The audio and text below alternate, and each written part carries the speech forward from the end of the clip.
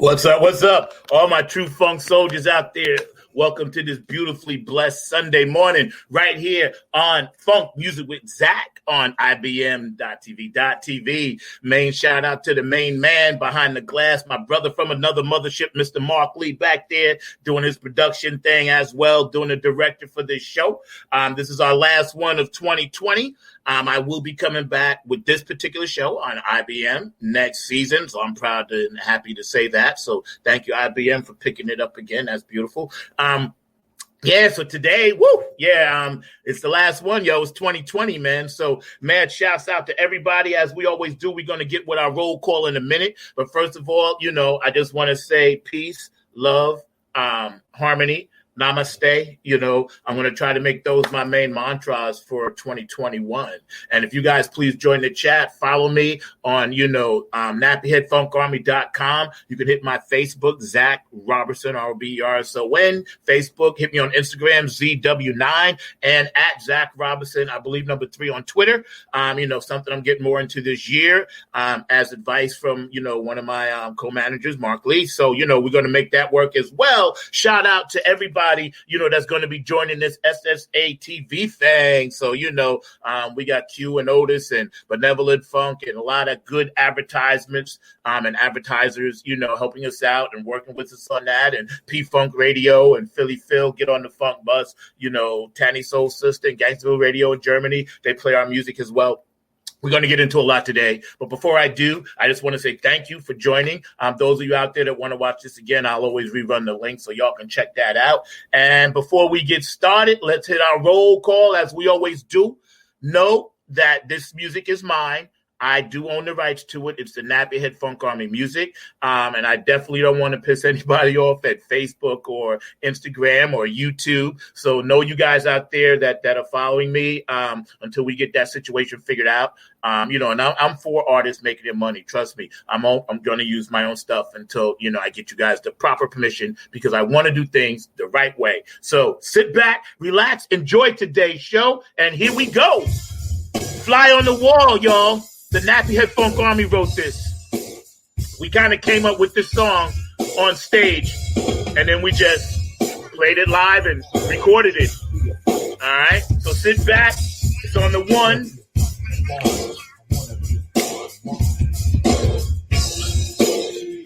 Yeah, we're going to start in Australia today. What's up, my Aussie mates? Love you, Carmen. Love you, Wendy, and all my people over there. England, where you at?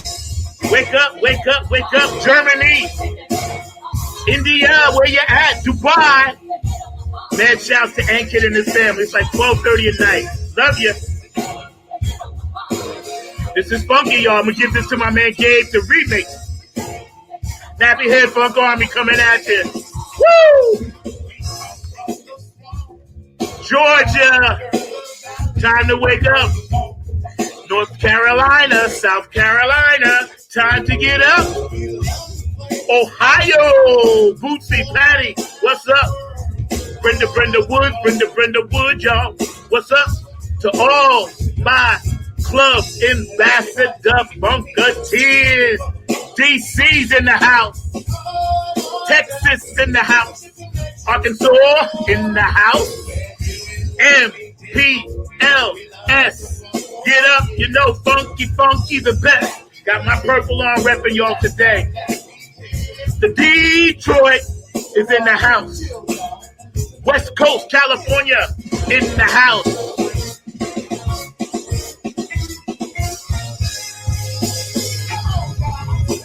Yeah, Washington, Lisa Graham, what's up?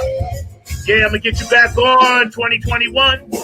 Mexico, Arizona, New Orleans, and don't forget, Philadelphia, Dr. Brookenstein. What's up, Dr. Brookenstein? I know this is your favorite Nappyhead song, Fly on the Wall. Woo! Yeah, man. Shouts out to KHX and all that great entertainment, K&Z Jams, Nancy Marie, Kevin Harrington, Groovalicious, William Bush, Eric J, designated hitter for the funk. Woo! Carlton Carlier, y'all. Eric Pearl, Miss Pat, Tanya T.X., I love y'all. Mark Bass, Ainsley Taylor. Yeah, man. All the Funketeers in the house. John Purvis, Andre, Andy LaSalle. All Nappy Head Funk Army alumni. Yeah, all around the world today for the funk. In Florida, Lee Coop and Karen hanging out. Yeah. Al Rashad and his amazing son in California, Josh, hanging out with us. Oh, nothing but the funk, y'all. I'm starting to feel good now. Oh, yeah. A fly on the wall in the hall of funk. I wrote this song because I was privy to hang out on the mothership. So, fly on the wall. We're going to redo this, though, because it's funky as hell. So how y'all doing today? You guys all right? Yeah, welcome to the show.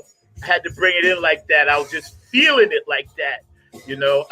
Again, thank you. Welcome. You guys are amazing. And I pray that everybody's doing well.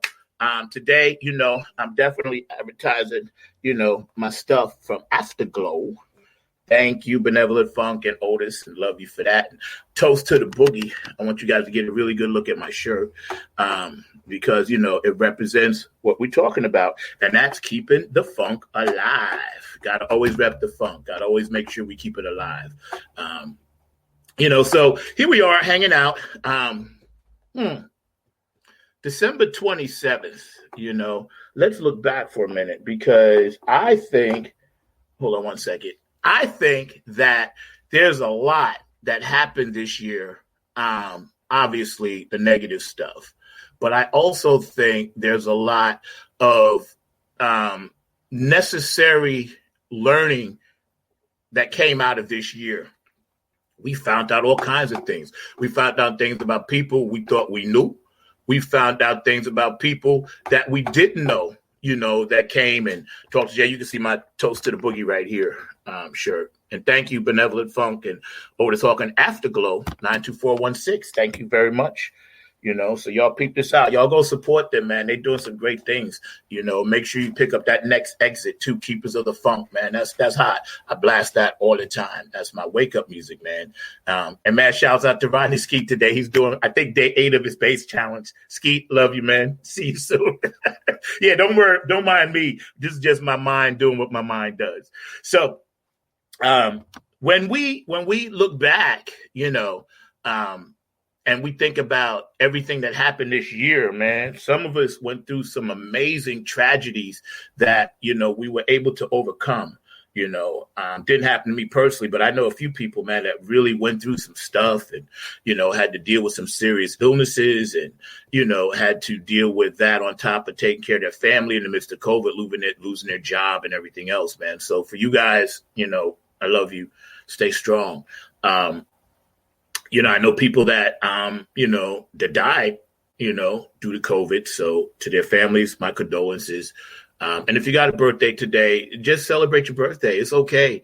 I know sadness sometimes can be around you, but, still people that leave here, man, they don't feel any more pain or nothing like that. So they would prefer, you do something positive and remember them in a good way, so just kind of keep that in mind. That's my own personal opinion. I'm not, big on the whole, holding stuff in things. I'm always going to tell you what I'm thinking because that's what y'all expect on this show. And that's what you get. So my thing is, like, as we keep the creator in sight and what, we're supposed to be doing down here, this was a big wake up call in a good way. And that was my point because, and if you got an anniversary too, happy anniversary. But my point is that if you can overcome some of these things and learn a little something along the way and pass it on to others, I think you've done your job. Everybody's not meant to be the leader out front. I'm going to use a musical metaphor. Everybody's not meant to be the leader of the band. Like Whitney Houston said, some people got to sing in church, in the pews.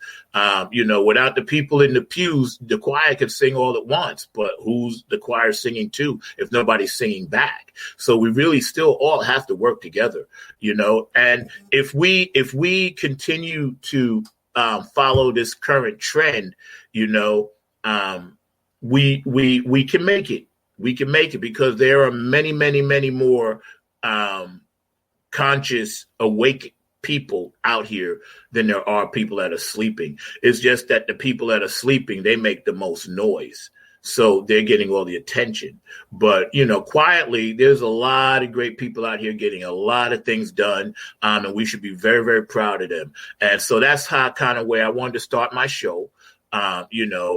Again, peace, love, and harmony. You know what I mean? And I was talking to my friend Brenda yesterday, and she came up with a phrase, and I'm going to use that for another show down the line. So I ain't going to tell you even what it is. You just have to watch and see. But I was like, yeah, Brenda, that's it. That's the phrase I'm going to use. You know what I'm saying? But first responders, nurses, people who do the housekeeping, people who do the cooking, x-ray techs and, all the medical techs and all the childcare people that work in childcare in communities as well as in schools, teachers, people on the front lines, people that, make your food when you go in the subway, the man that picks up your garbage, or woman, the police officers, the men and women that put their lives on the line regardless of what's going on, the firemen, who run towards fire when everybody else is running away, the ambulance techs and all the people that get people to and from emergency situations, people that have to be, doing their jobs and trying to do it as best they can and holding it down for America.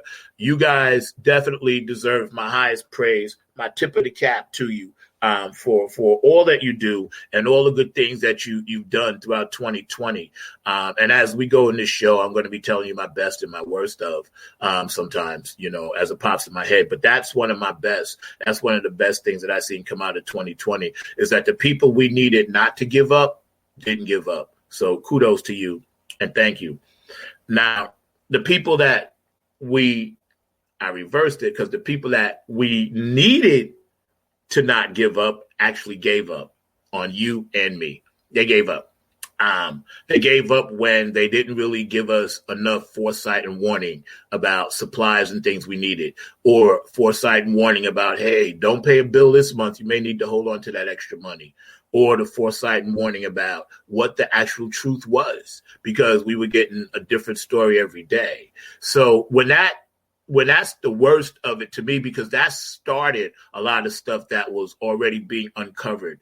Brown-skinned men and women have been systematically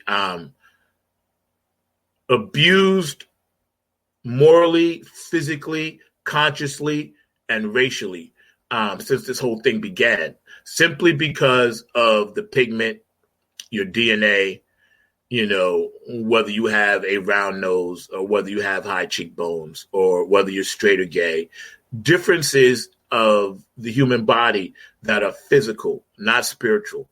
So why should somebody hate on somebody because they physically look different? Or, they physically may have something in their pigment, in their skin called melanin that actually makes us darker. So why should somebody be hated on, killed, tortured, maimed, raped, beat, shot in the street, still to this day, because of a substance called melanin? And that's as simple as that. Break it down to that. What is the actual substance in someone's skin that makes them dark, besides their environment and their continent and their demographic? It's a chemical thing in the skin, So think about that. Just like money, paper dollar bills and all of that. That's the thing that in this country and other countries, we let rule us. Okay. So if you take that thing, and, the greed, or I believe in the biblical terms, it speaks of, the love of money, and you take the chemical substance we have in our body called melanin, which is in our DNA, and then you take someone being straight or gay and having a gender choice, and then you take someone from the North and then you take someone from the South, and they automatically are still fighting that civil war. Because make no mistake about it, it's racist people everywhere, not just in the South. I lived in New York my whole life. Believe me, I know. So I'm not just painting the South with a broad brush or the Midwest. I'm just talking about the United States as well as globally, And if we continue to try to divide which is what they want, we're destined to continue to struggle. I'm not saying we won't make it, but I'm just saying, we're destined to continue to struggle on things that we should be past by now, and I'm hoping this younger generation, which I have seen, and I have seen a few people younger and, they're trying to do their whole, High Hitler thing and all this other bullshit. But you know what I'm saying? For the most part, the younger generation figured it out. That's why they're so together on this thing. So, yes, that's, one of the best that I see. Again, I'm going to be doing the best and worst of till I get some archive videos. I'm going to bring my man Mark Lee on. And after this show, there's probably going to be a roundtable, but I'm not really sure. So you guys are always welcome to join in. Please hit me up with ideas, information, any topics you may want to discuss going forward. And I'll be more than happy. I'm going to try to get a lot of people on this particular show starting in probably starting like maybe after February in this show. Because I want to do some different things. So the worst of 2020. Again, that was one of the best. The worst, again, I'm going to be doing best and worst for a minute. The hatred of Black men and women in this country by the police, totally the worst. Has to be the worst. It's even worse than the president, because he stood by and let some of that slide without speaking out about it. But the worst, okay, obviously it was Mr. George Floyd and Breonna Taylor and the gentleman before that got killed in Georgia just jogging. That was pretty much and we've had these incidences and they happen all the time. And it started last year when the gentleman in Minneapolis got shot, gunned down in the back. So don't think I'm forgetting about any of that. I am not in no way, shape, fashion, or form trying to lessen anything. I'm just telling you from my recollection, what I remember standing out was those things. And with George Floyd, that was the worst of 2020. That was the worst. COVID aside, that incident on national TV was an incident that was like 1963 civil rights movement in Alabama with the dogs and the water hoses. That George Floyd 8-minute and 46 seconds, which I wrote a song about. That'll be on the new Nappy Head CD, by the way. It's called 846. But that moment is frozen in time. Okay, that moment is frozen in time.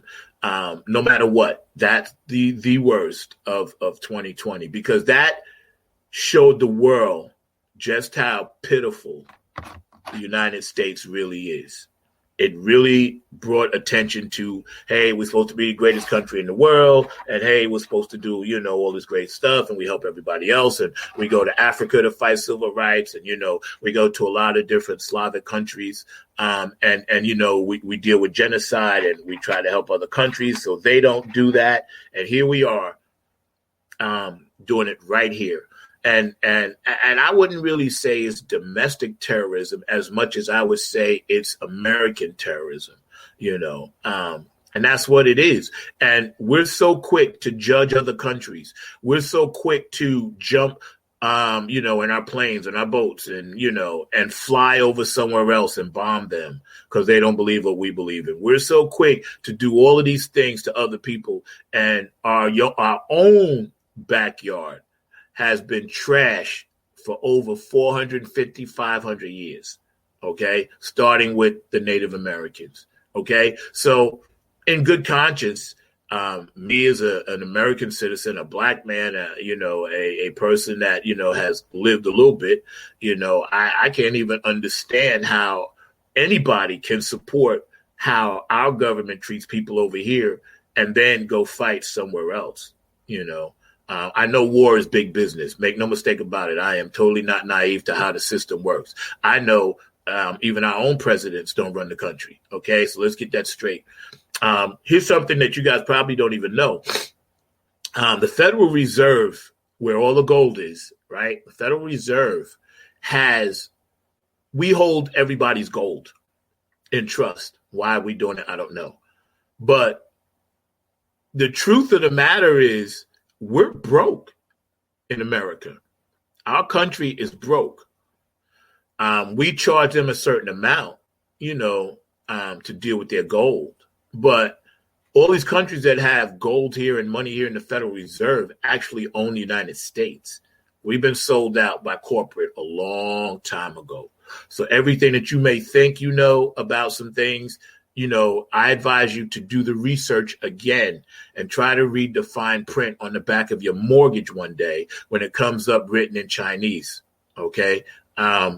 So having said that, we front in America, like one of those reality TV shows, nothing but a front.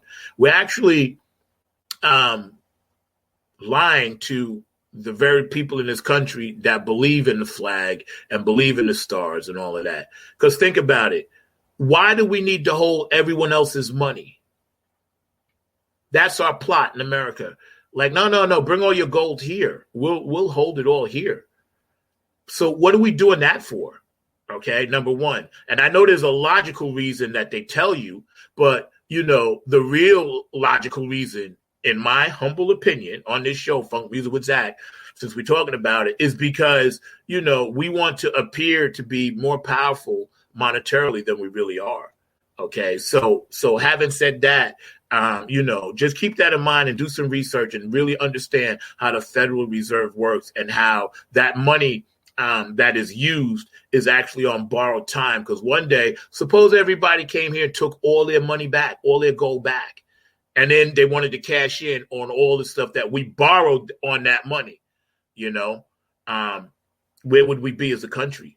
This is why we constantly need to stay in wars, because as well as I know that, when a country goes to war, it's for profit. No one since the beginning of time, I don't care, Egyptian, Julius Caesar, go all the way back to the Moors, whatever, people fighting, whenever there's conflict, you best believe it's for profit. You know what I mean? That goes all the way back to the creator. He was hung on the cross because what? He was trying to get people what are you paying taxes for? So, kudos to my man hippie Jesus. And I always say he was a hippie. And that's my own belief. I ain't slamming nobody, so please don't get offended. But this is my show, and I do come raw with it. Kudos to him, because he was like, you paying taxes for? You know what I'm saying? That was part of the thing. People was like, hey, why we got to keep constantly doing this? But yeah, so, think about that, because as this country continues to be robbed, just think about the worst of 2020 and how it really, really has affected us when it comes to, people trying to fake and be more than they really are. And I think that's kind of like what America has become with a lot of the social media stuff. And that's why, again, I'm saying the good and the bad. The bad to me is that with the social media thing is that even though 2020, we needed to really, really connect. What's up? Hi, Kim. In 2020, we really needed to connect. A lot of the stuff that was put out there, especially during the election times, was complete BS from both sides. Okay. That's why it's hard to get an objective opinion. The news is no longer about Walter Cronkite coming on telling you, this happened. Now it's a lot of it has to be edited, and it has to be cut, and it has to be documented in such a way and put together in such a way to where it represents that particular side or station's opinion. Okay. And everybody's hip to that. This is why the president on the way out lost the election, because no matter what he tried to run on his particular favorite network or what they said, he didn't give people enough credit. He was assuming that everybody was stupid. So all the stuff that he put out, people were like, yeah, but I know different. Because now the one good thing about social media, you can find all your own information. If you dig and search hard and far enough, you could actually find it. And so a lot of times it just takes some research. You got to skim stuff off the top to get down to the bottom, where the roots are, because down where the roots are, that's the truth. That's in the soil. That's in the earth, So I think, going forward, if there's one thing that I personally learned is just not to absorb so much. And I didn't anyway, and I don't anyway, because I'm always busy, but not to absorb so much of what you're looking at until you really, really, really Do some research, check it out, write it down, but then go do research on it. And then go back and look at that statement that someone said. And then you could actually find out, well, yeah, this is true and this part is not. And that's what, good stations do. The news is sensational. It sells money and all. It sells papers and all this other stuff and internet spots and everything else and streaming rights. And we know all of that. It's a lot about, business. I'm not mad at the business part of it. I'm just saying social media in 2020 was completely off the hook this year because I lost friends that I knew for 30 years simply because we disagreed about stuff. You know what I mean? So again, it's good because, yes, we got information out, but it was bad because a lot of people had splits in families. A lot of family members don't speak to each other now. And back before social media, we still all had these opinions. We just didn't fight about them publicly, and I think that's the downside. That was the bad of 2020 as far as social media is concerned. Now, the good side is with COVID, and I'll get to COVID in a minute. The good side is that we all kind of figured out ways to communicate with the people we love and stay more connected because it gave us time to slow down. We had to stop. We had to sit. We had to think about what it is that we were doing. We had to actually be conscious of, what it is that we want to get out, our messages and things like that. I'm looking down at what Kim is saying. Yeah, that's cool. Yeah. Thank you, Kim. I was thinking about this last night, and I was like, well, if it wasn't for social media and IBM and, all the people that help out, I wouldn't be able to do this. So that's a good thing because, I could kind of help give some positive information out to people as well as everybody, at IBM. That's what the station's about, trying to just help people develop people's ideas and, help them cultivate and, help the ideas grow and spread. That's what love is about. So IBM, kudos to you for that. And that's one of the good. Now, again, let's get to the bad. 2020, the good and the bad. COVID, obviously bad. People dying, obviously bad. The good, maybe they developed a vaccine that will work or help keep us alive. Maybe now that we have scientists back in place, which is the good, we can kind of be prepared for the next pandemic. Because make no mistake about it. What's up, Brooks? Thank you, Dr. Brookenstein. Yes, IBM is on point.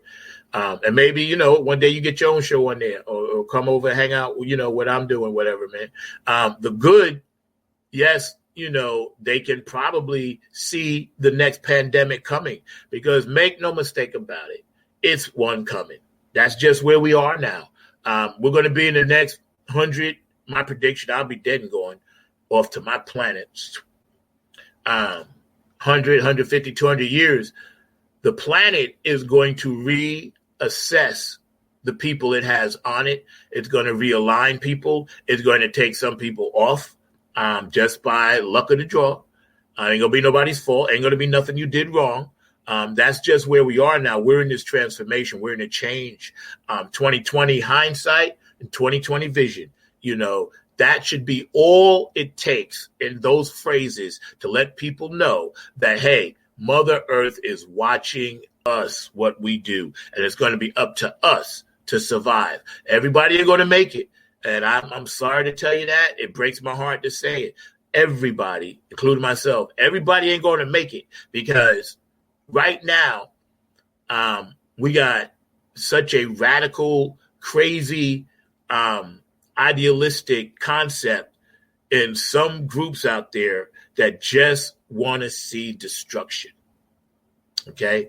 I haven't been really following the thing in Tennessee other than to talk about it, my friend yesterday on the phone and just a little bit I've heard, but come on, Christmas time and you want to do that. Hey, I can't help you. If that's where your mindset is on Christmas Day, nobody can help you. That's what you're going to do. That's what you did. So, even if you did it alone, or if you're part of a group, or if it's a conspiracy, or if you're from this country or you're not from this country, just the fact that that's where your mindset is. You woke up one day and said, you know what, Christmas morning, I'm going to drive an RV downtown Tennessee and blow some shit up. Come on, how do you wake up and even think about shit like that? Unless you're all about destruction and you're in that dark side. And if you're in that dark side, I can't help you. There's nothing I can say or do that will ever convince you not to do stuff like that, because that's where your mind is. Now, if you actually legitimately are crazy in another kind of way, and this is no slant against anybody with a mental illness, I still can't help you, because there's nothing a person can do to stop a person from succeeding in something, especially when they don't know it's coming. And that's where we are. The police, the investigators, the FBI, the Homeland Security, they have millions of leads that they have to follow up on all the time. So kudos to them, because it's a miracle we stay as safe as we do, and that's a tribute to those hardworking people that really believe in something and they take their job and dedication seriously. So that's the good thing. Also, our troops, our men and women, fighting men and women, they've been jerked around long enough. Yes, some of some men and women do like to be in that warlike environment. Some people do not, but they go in to serve. A lot of people that serve our military, I'm not talking about, the people that have mental issues, or the people that belong to certain groups, gangs or whatever, Crips, Bloods, Aryan Nation. They go to the military too. Majority, white supremacists and things that are in the military. I'm not talking about you guys, because you guys are still who you are. Again, I can't help you. Nothing I can do for you. If that's how you feel about black people, what am I to say to you? You're not going to listen to me. So I'm not even going to waste my time. I'm just going to try to take care of the people that's in the light and try to just guide people the way I do it with my music. I can't help you if you feel in that kind of way, even if you're in the military fighting for me. But if you're white supremacist, you're balancing yourself out. Yes, on one hand, you're fighting for the country, but on the other hand, you're going to come back and try to hurt me or my daughters or my friends because I'm black. So what the hell good is that? You might as well stay here so I can keep an eye on you. You know what I mean? Again, I can't help you. Nothing I can do for you. So sorry. I got nothing but love for you, but you're lost. You're gone. That's where your mind is. That's just it. I'm not going to waste time in 2021. And I don't think anybody else should either, because we got too many positive goals and missions to accomplish. Again, the bad, but the good, the military, the men and women fighting, the men and women that stand watch on the wall around this country and risk their lives and sacrifice their families just to keep us safe so I can do a show like this. Kudos. You are the good. Thank you. 2020, you've been out there, you've been jerked around, you're here, you're there. You don't have no idea what your commander-in-chief is doing because he don't really know. So, you got stooges in there claiming to be military people that really aren't. They have no idea.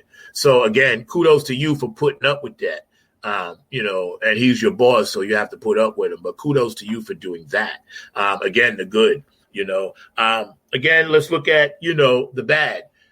How do we sustain small businesses, independent contractors, etc., when the president is playing golf and Congress can't get their act together to pass a few simple bills? But yet, 4 months ago, we just sent and did a major mission to space. Okay? Now, yes, that's important. Science, exploration, and contact, which was made way back in the 30s. Don't make no mistake about it. ETs have been here, always will be. We're just a part of what's going on down here. Shout out to my girl, Chrissy Key Rollins. Trust the process, Chrissy. That's right. She taught me that. And believe me, since then, I've been trusting the process. Matter of fact, I'm going to show you this that I keep next to me at all times. Thank you, Chrissy. You're the bomb.com, and she's going to be in my show, I think, the second week in January. And she also made me this. So thank you. But, if we can send that many people to space and it's a joint space thing and, working on the space station and we going to Mars and all this other stuff. Yeah. And keeping science rolling, right. Which we're definitely developing a strong space military because we're going to need one. Right. But how can we not put that aside for a couple of months and be like, okay, you know what? We're going to postpone this for a year, take this money, and we're going to help people out. And we're going to bypass all the BS in Congress and the Senate and the House. And we're just going to give people like, Randy Moss said once, he's a great football player, Hall of Famer, straight cash, homie. You know what I'm saying? Straight cash. That's what we need to give people. No checks, none of that. Just cash, because that's what people need. So the good that comes from that, you can vote all these people out because now you have seen the power of your vote. And I am talking to people that did not vote, that voted for the first time, or young people that are voting for the first time or that will have a chance to vote in 2 years, especially those people in Atlanta that are voting in January.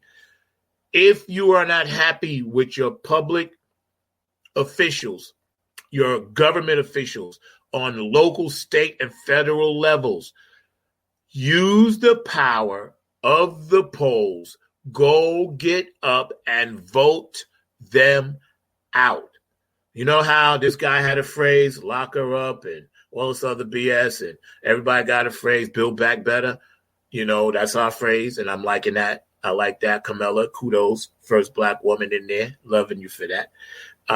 Joe Biden, Commander-in-Chief, I'm so happy you in there because I think you're the right man for the job. You're stable. You understand the system. And I think you'll be able to fight through some of the politics, even though they basically, this guy walked into a White House and now, when you're coming in, Joe, he left it and turned it into a crack house. You know what I'm saying? So, yes. So the best thing about it, yeah, you're right, Kim. It was a first recorded tragedy in history. That's right.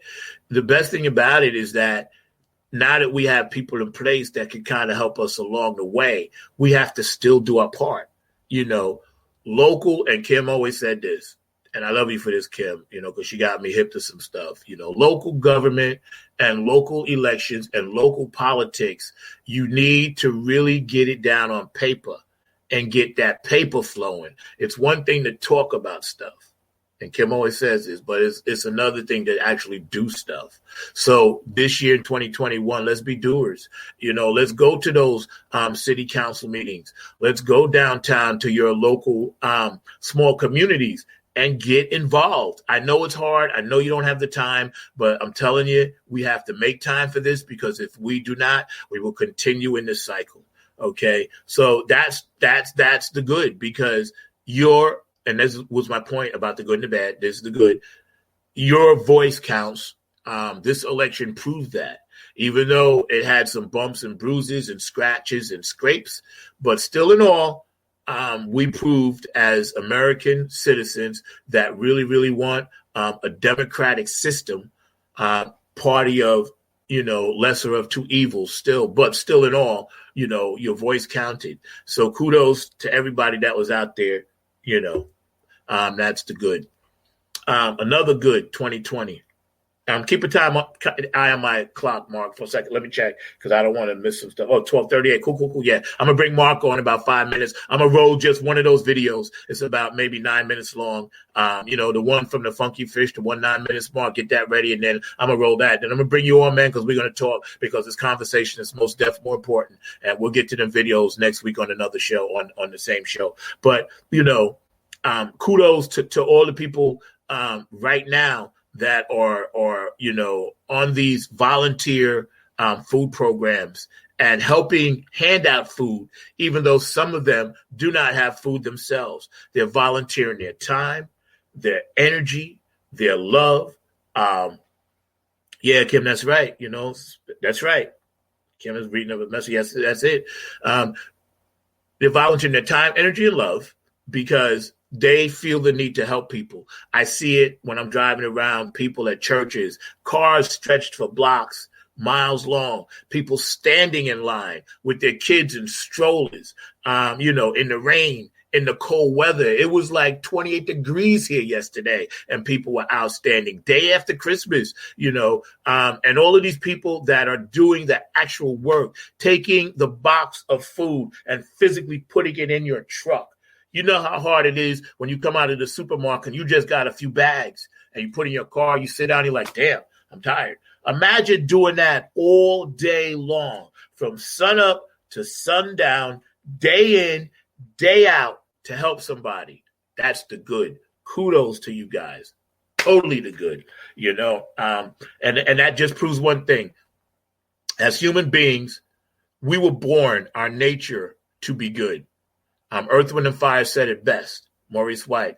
A child is born with a heart of gold. Way of the world makes it all so cold. A child is born with a heart of gold. So we turn our people into these things systematically.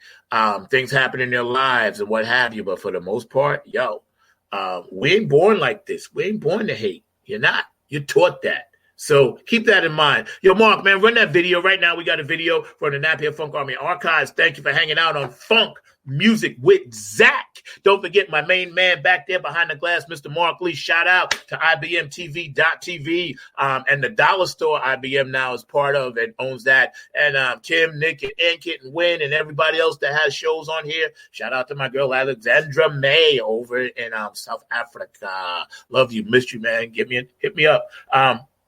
Yeah, so you guys hang out. I know Dr. Tawana Anthony, I believe, has a show starting in January, and you'll see me promoting her on my Facebook page. So kudos to you, Dr. Anthony. You and Ankit got something popping that's going to be mad cool, and I know you're going to, be spreading that show around a little bit to other networks. So that's cool, too. So, yeah, shout out to Bill. Love you, Bill. Miss you, man. I'll see you soon.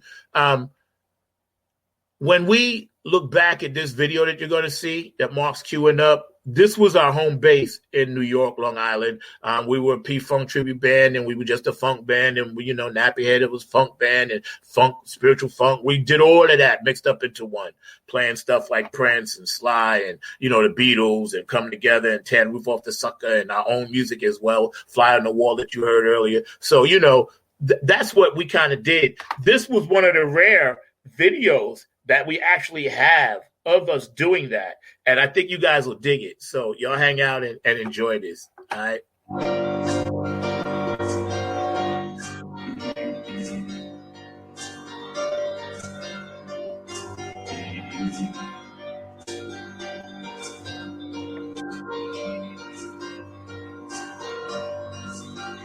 Thank you, Mark.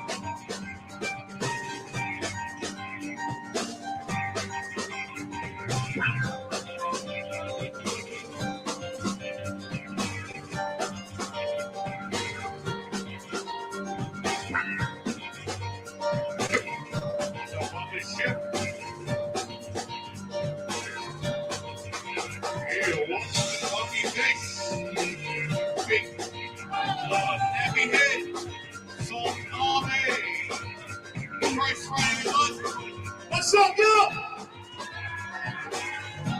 Let me see you move up a little bit. I need to see you. There you go. All right. On the one band, real hard, great. We are the Nappy Head Funk Army. Welcome to the last leg of our CD release. 4 years, y'all. 4 years. And you've been with us every step of the way. On the one real hard right here.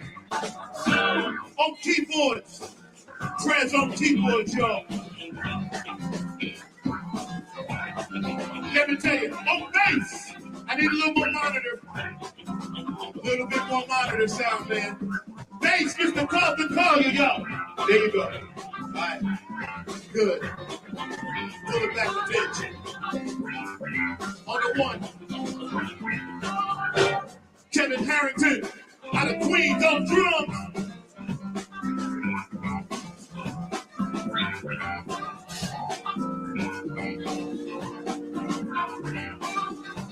On keyboards, y'all. Let me tell you what we got. Turn on keyboard.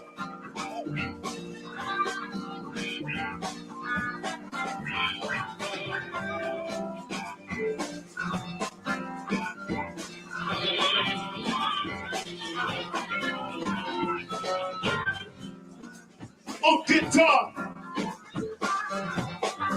the funk meister himself, Groove Malicious.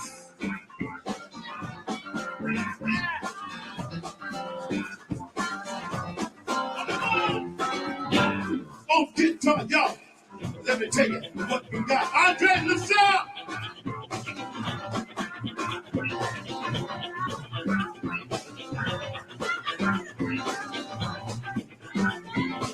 Designated hitter for the boot. Eric Jack.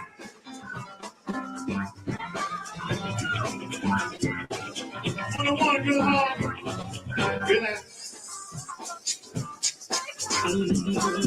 This pretty young lady coming to the stage. Red hot. Miss Tommy Tillett.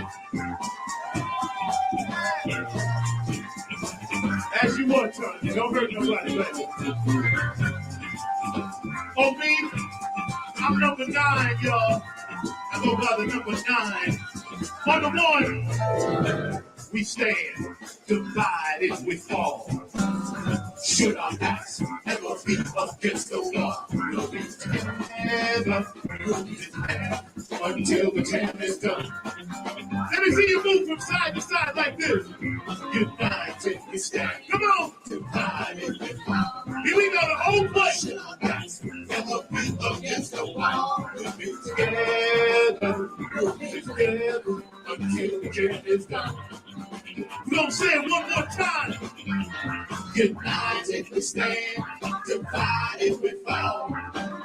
Should our back sing it along against the wall? We'll be together, until the jam is done. Check it out. No, we didn't fall. We all just stand together. Even do it all. It's like it's snowy weather. Check it out. God angels all around us. Take us in his hand. The place of book is my name. They call the promised land. Don't you know, don't you know? What's that book that you do? The fun of the night. Say, what's that funk that you do? The fun of the night. This groove dedicated to the free land of the USA, y'all. Right? The United States of America. But the stage, we bring the juice. You can go wrong. Don't you know that we are the future? You know we bring the pocket of the past. Now the ball is behind us and free at last. Free at last, free at last. Thank God about it, free at last. What's that funky that you do? Don't you know you sang a song? What's that funky that you do? On the one, united we stand, divided we fall. New York, should our backs ever be against wall. We'll be together. We'll be together until the jam is done. I need to hear you say that one time for me. Can y'all say it? Goodbye to the sky. Divided and fall. Should our backs ever be against the wall? We'll be together. We'll be together until the jam is done. One time, y'all say it. One time. United we stand. Divided and fall. Should our backs ever be against the wall? We'll be together. We'll be together until the jam is done. United we stand. Divided we fall. Should our backs ever be against the wall? No. Don't you know until the jam is done. United we stand, divided we fall. Should our backs never be against the wall? We'll be together. We'll be together until the jam is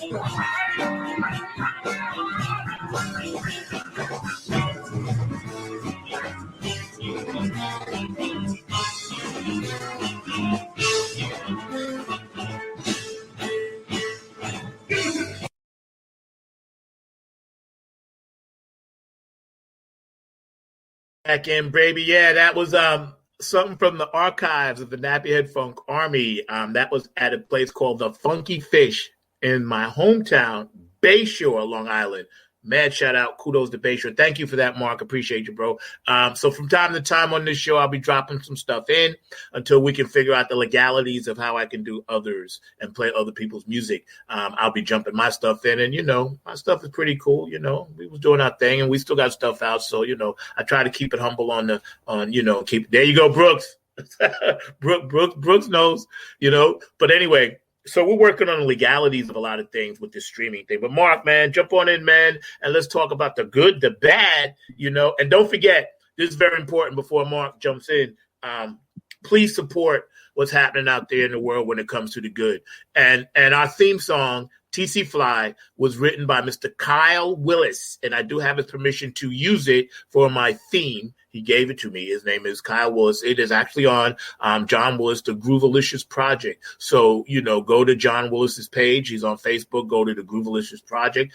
Buy, his CD or download it, as well as Kane and Jams put out the KHX Experiment. So I need you to buy that. David Brooks says, hello, Mark, and go out and make sure you get my boys and my funk fam and my girls. Go get this CD.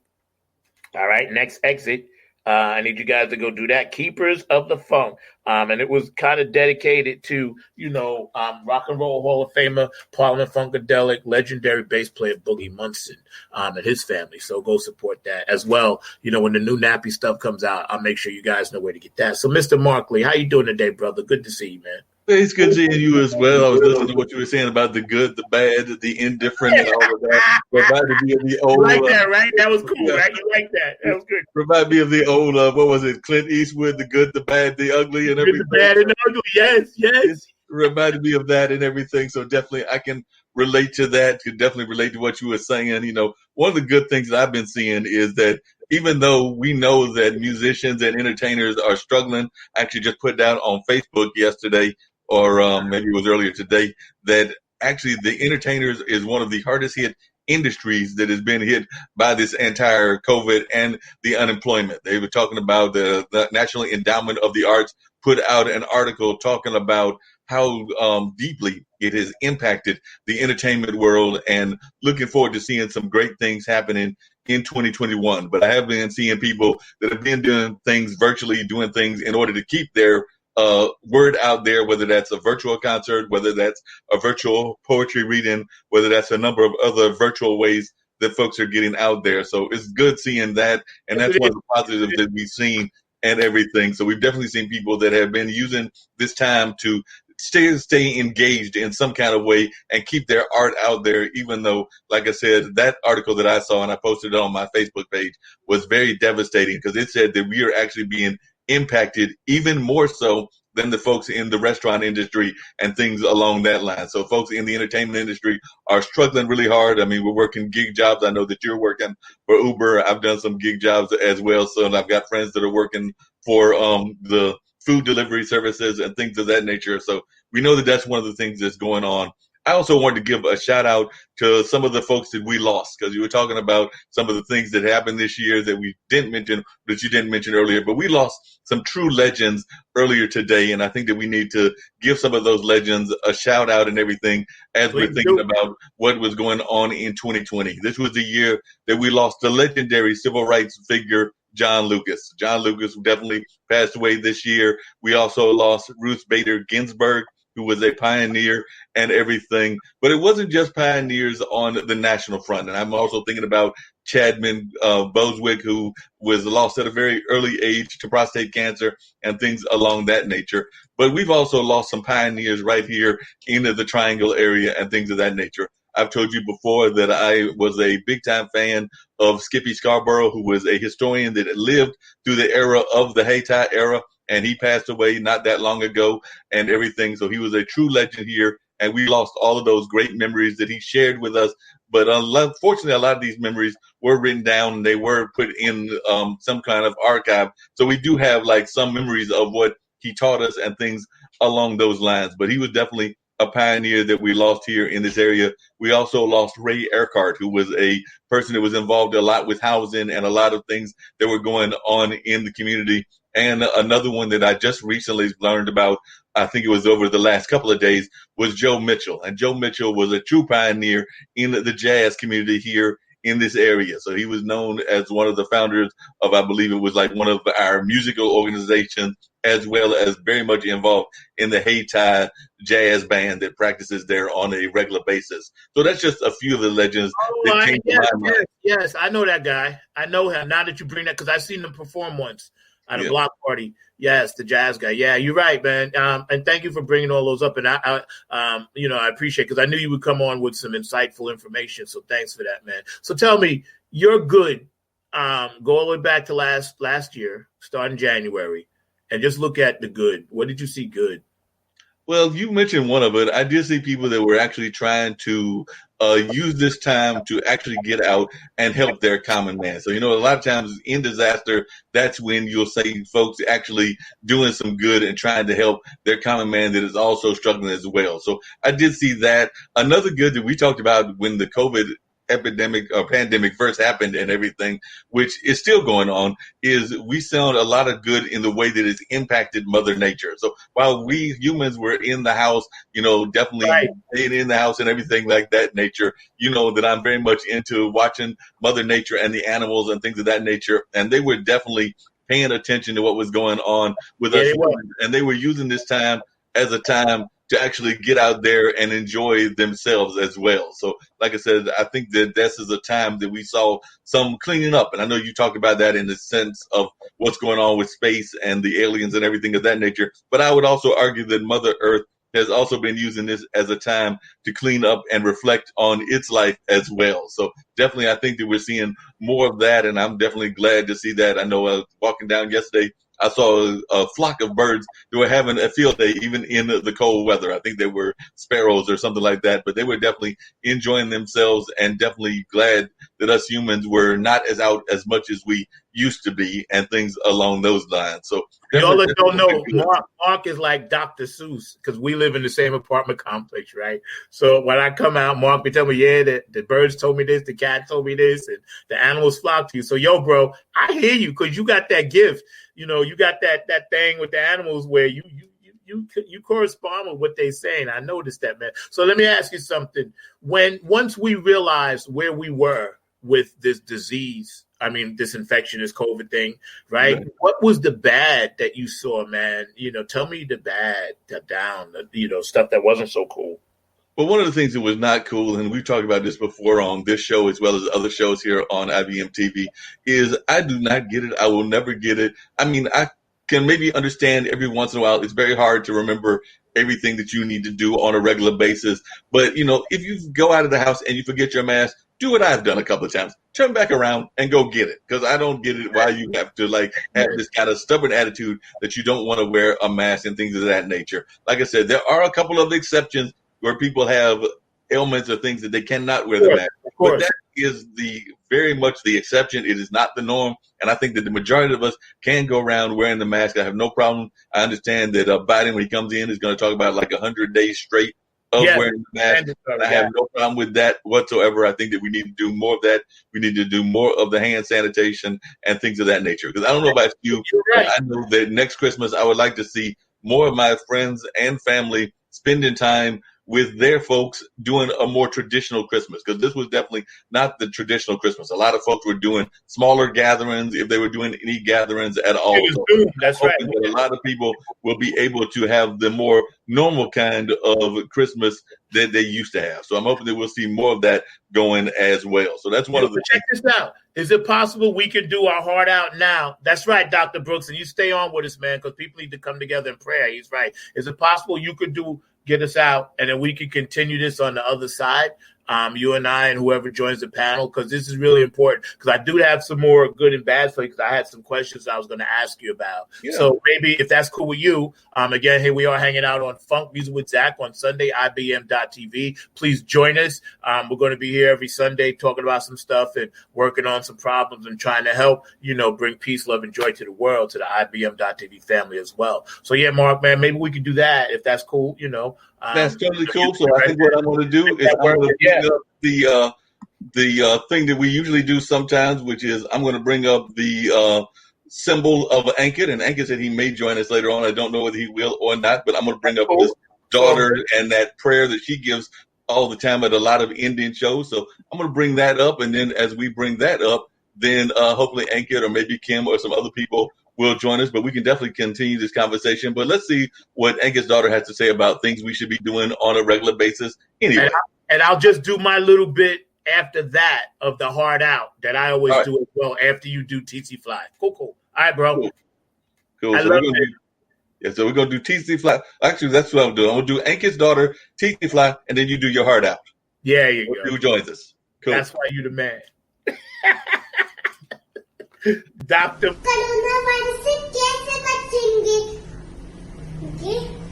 Hand होकर और ऐसे अपने खांसी जब आएगी तो ऐसे करेंगे अथू अथू और कोरोना वायरस को धन्यवाद हमारा म्यूजिक सुनने का. That's so cool, man. I love that. Makes my day. Makes my day. So I'm going to hit this heart out, and then I'm going to have you do your heart out after we do the song as well. So I'll do my roll call and get out, and then we just jump back in this, man, because the good and the bad, we got a lot to talk about. Oh, yeah, definitely. So I'm going to hit this one, too, and then we'll come back with your roll call as well. Thank y'all for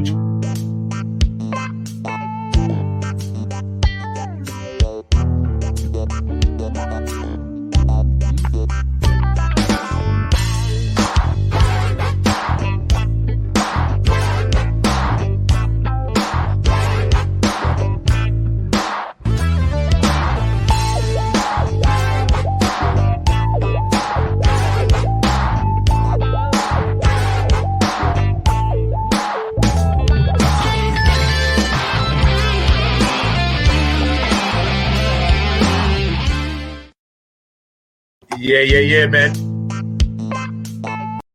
TC Fly, written by Mr. Kyle Willis. I do have his permission. Right now, before we jump back into this roundtable, I want to give my shout outs to all the first responders, all the people that have lost someone in their lives. If you got a birthday, anniversary, if you're feeling down, sad, or depressed, please hit me up. There's always somebody to talk to on the other end. And please keep your wits about you. Don't fall for any BS out there. And whatever you do, the most important thing is you got to love yourself. And you got to be able to respect yourself and what you're doing. Be able to set your boundaries, but at the same time, don't be afraid to reach across and pull somebody else up, because that's what this world is about. One love, like Boosie Collins and Peppermint Patty say, it's the power of the one. We're going to hit our roll call with another Nappyhead Funk Army song, and it's called Dirty Bam, and it's about the funk. Roll call, where y'all at? Nothing but the funk. 2, 3, 4.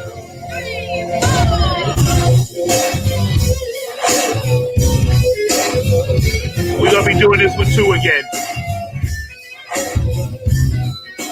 You better catch the feeling. Funk is very sexual. Don't try to fight it, let it go. You better catch the feeling. Funk is very sexual. Don't try to fight it, let it go. Been on with my bones.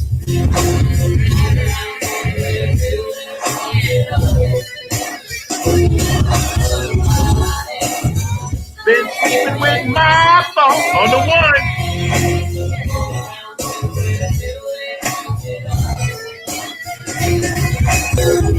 Yeah, Detroit, thank you for hanging out with us. India, Dubai, thank you for joining us today.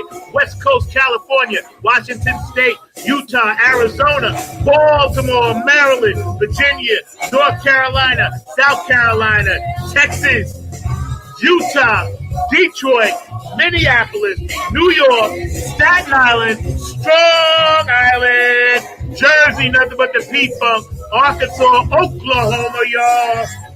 Come, please, join us every Sunday right here on Funk Music with Zack on IBM.TV. TV, please hang out with us. It's always a good time, y'all. 2020, stay up, stay hot, stay on it. Keep doing what you funky folks do out there. And know, above all, I got your back. I love you. Australia, love you, Carmen. I know you got a birthday coming up, Carmen. Yeah, we're going to celebrate that. Wendy Beaver out there, I hope you're feeling better. I love you, sweetheart. Germany, Patty Soul Sister, I hope you're doing all right. My sister, I miss you. Steady Groove, Julian St. Chris at Gangsterville Radio. Philly Phil, get on the Funk Bus. He got a couple of shows popping out Tuesday, Saturday, Sunday. You know, Larry Funkster Jones, Club Funketeer President Ambassador. Robin Denson, Circle of the Peace. Gabe Don Gonzalez, yo, loving you. Benevolent Funk, Otis Hawk, Donna Sneed, Next Exit. I love all y'all. We family for life, y'all. How we do funk music with Zack. I'm going to get out of here. I'll see y'all later. Ow. I'm out. He's out with that one, but we're going to continue with the roundtable. Yes, We've got yes, how you doing? Popped in and she was giving a shout out to 2 other states that you had left out in your closing, but she was giving a shout out to Montana and Nebraska. So she was saying that Montana and Nebraska needed to get a shout out as well. So, Kim, your hair looks beautiful. You did something different. I haven't seen you in a while. No, it's called COVID hair. My hair grew out. Okay, well, it looks good, though. You're going all Marilyn Monroe on me. What are you doing over there? Ah. I know.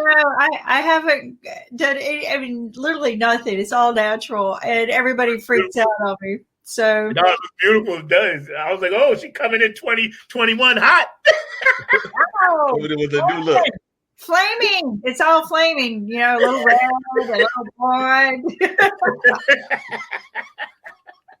One of the things that Zack was talking about earlier was the good and the bad of the year, and I'm hoping that he could join us as well. But what is your good and the bad of the year as well? Because I know that there's a lot of good things that have been happening here on the network, but also a lot of good things that are happening in general. So I'd love to know from you, Kim, what some of the good and bad are. And by the way, I was going to let y'all know that we're going to keep this musical thing going because on the radio show with Mark Lee tomorrow, I'm going to have a Jamaican musician by the name of Nubian Red coming in and being on the show tomorrow. So Nubian Red has already agreed and she's going to come in and talk about her reggae sound that she's doing straight from Jamaica. So I'm definitely looking forward to having her on the show on tomorrow afternoon at 2 p.m. So she's already confirmed that she'll be in the house. So hopefully nothing will happen, and that will be the case. But I'm definitely looking forward to her being on the show, as well as a number of other great guests that are already being lined up for the end of this year as we go into 2021, because we know 2020 was just a crazy year, and we definitely need to have a better year in 2021. But what are some of your thoughts about what was positive in your life in 2020 and what you're looking to have happen in 2021, Professor Kim? So first off, it's great seeing you guys. I've missed you. The great side of all of this is meeting all of you wonderful people. Okay. I'm going to get teary eyed here, because I'm going to tell you right now, if COVID hadn't happened, we wouldn't be here. We wouldn't be talking and making plans where we are. Now, granted, all of our plans were probably lost. We've lost some people, some marvelous people, but we wouldn't be here together. And to me, Mark, I agree with you. Nature took on a turn for the better. She's healing naturally. We're having to rest ourselves. I've been told that, I put on a few pounds, but I look better. So, I think sometimes we have to reset, and that's the hardest thing, is to reset, take a look within. And this is something we were talking about, because I've been really focused on 1968 and how terrible that year was. It's recorded as the worst horrific year in our modern history. We're ranked the second, unfortunately. But something amazing happened that year. You guys were talking about the space projects. We went into space for the first time. Apollo 8 was with 3 men, the first time with men. And we kind of gave people new hope, right? That mission gave people a light at the end of the year, because it was Christmas Eve, 1968, when they flew around and orbited around the moon. You have to get these words right, because NASA don't like it if you say it wrong. Right. So anyway, not just flew around the room, we orbited. So, okay, got it, guys. So I was 10. Yeah. So, when looking back, how old I was, how mesmerized, because we heard so many sad things that year as a young child, right? And to see something so amazing happen and televised on TV, because these guys didn't even just go to space, but they took a TV camera with them and sent it back home live. And I'm like, how are they doing that? How are they going? That magic antenna, right? The magic antenna. So we have to take a look at, like you guys saying, there was a lot of bad that happened this year, and I think we need to reflect on it. The worst, I think, is discovering how unprepared we were. Yes. I think that hurt me more than anything, because I'm a person who likes to be prepared, and to realize our leaders lacked the preparedness, the honesty in the very beginning. Like, they were not honest with us about what this can do to us, how it can damage us. Instead, they were covering up, trying to figure things out and benefit them. The other worst is not just, and I guess it falls under being prepared, is the stimulus. Is nobody took care of the people. Our leaders were not concerned about the well-being of you, whether you got medical care this year, whether you had food on your table, the roof and shelter over your head for you and your children. Not one of these leaders cared about that, because if they did, that stimulus check wouldn't have been the way it was, and it wouldn't have been spanned out every 8 months. So that, to me, is the and I guess you would call it the ugly, good, the bad, the ugly. Like, every time I hear good and bad, I think, yeah, me too. Yeah. So, and I would say the ugly is how people divided over the political campaign. And I heard you, Zach. I was listening to you, how friends and family divided over one man that we don't even personally know. We don't even He's never done a personal thing for me. He didn't really do anything for me or you. I think he did some things for our country that are good, and I think we could count them. But the thing is that was the ugliest part of the year, is watching people say so many hateful things to each other rather than let's just fix the problem. Yeah, me too. I'm same. When you were let's just say in the middle of this, right? And we all obviously realized, okay, we're in the middle of this serious thing, because we kind of find out December, January, but then by like April, May, when we were like, oh my God, this is just so bad, right? Did you see any light at the end of the tunnel, Kim, and Mark too as well, but I'm gonna ask Kim first, that we would be kind of close to some type of vaccine now? Or because me personally, I'm gonna tell you, I had no hope, none. I just had given up with the vaccine. How did you feel about that when you first heard, hey, it's possible? I don't believe in those kind of possibilities. In fact, I pulled an old document about how the vaccines caused a big problem a few years ago, and it was a national lawsuit.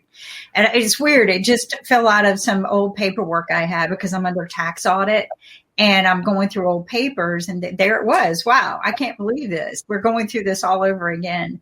No, Zach, I knew they were doing wrong, because when we did not have a pandemic team, we were pointing fingers rather than fixing problems. And we were looking for a solution rather than just knowing that we could fix it ourselves. But we were looking for a pill, an aspirin. And there's not an aspirin. HIV doesn't have a cure. We learned how to live with it. SARS and MARS, same. Ebola, same. There are some diseases and viruses we're not going to have an answer to. I'm like you. It's not that I didn't have hope. I realized we weren't prepared. I think, and watching the movie 93 Days opened my eyes to the reality. Yeah, great movie. What it takes to overcome an epidemic. So when I kept hearing 2 weeks, I'm like, yes. Yeah, come on. Yeah. It takes 2 weeks to find out you have it. It takes 2 weeks to probably get over the harshness after you get the symptoms. And then it probably takes another week or two. People I've spoke with who did have it, they have constant fatigue months later. So no hope. I don't believe in hope. So I'm sorry, but hope is that final prayer. I believe in being prepared and just doing what you can to get the job done. And I think that our leaders just weren't prepared. You're right. My father used to say chance favors the prepared mind. So he would agree with you on that. He'd be like, yeah, that woman is right. Ain't no she's totally right. And that's totally right. And that's actually one of my great fears, is that I'm afraid that we might have rushed into this too much and everything. Like I said, I'm definitely hoping that this vaccine works. I definitely am wanting it to work and everything. But I am very concerned that, this thing was rolled out in a very fast manner. And I'm very worried about that because, like I said, I know, having friends that worked at a number of pharmaceutical companies. I actually worked in the shipping and receiving room of Glaxo. So I know some people that were involved in that company. Still have some friends that work for that company even to this day, and some that went off to other kind of clinical research companies. And I know for a fact that these kind of things take a while to develop, take a while to get the research done. And I know that we've been in a rush because of the fact that we're facing this pandemic and everything. But I am very much concerned that we might have pushed it too fast and things along that line. So that's one of my great concerns, is that, I'm glad that we are definitely having a pandemic team that Mr. Biden has put out there, and I think that he's doing the right thing in that regards and everything. And we should have done that a long time ago. But at the same time, I think that we need to make sure that we are doing this in a correct manner and in a cautious manner, because I don't need us to have a lot of, we've already had hundreds of thousands of deaths that have already been recorded just here in the United States, and we don't even want to talk about what it is globally and things of that nature. But I don't think that we need to be doing things in a haphazard kind of manner, because that's the worst kind of way of anything. FYI, this was printed out last year, 2019. Okay, this is the National Vaccine Injury Compensation Program. Mm-hmm. So, okay, and what's weird is I don't even remember this from last year, right? But I'm like, what a time for this to fall out on my lap while I'm cleaning out folders to learn. And so this is the number you would call if you're injured by a vaccine. I don't think people even know you can call a number. Yeah, I didn't know. Thank you. I didn't know. So what you're saying is that they were prepared in case something does happen, not just for this, but for all vaccines, basically, right? You can have kind of compensate. Wow, that's deep.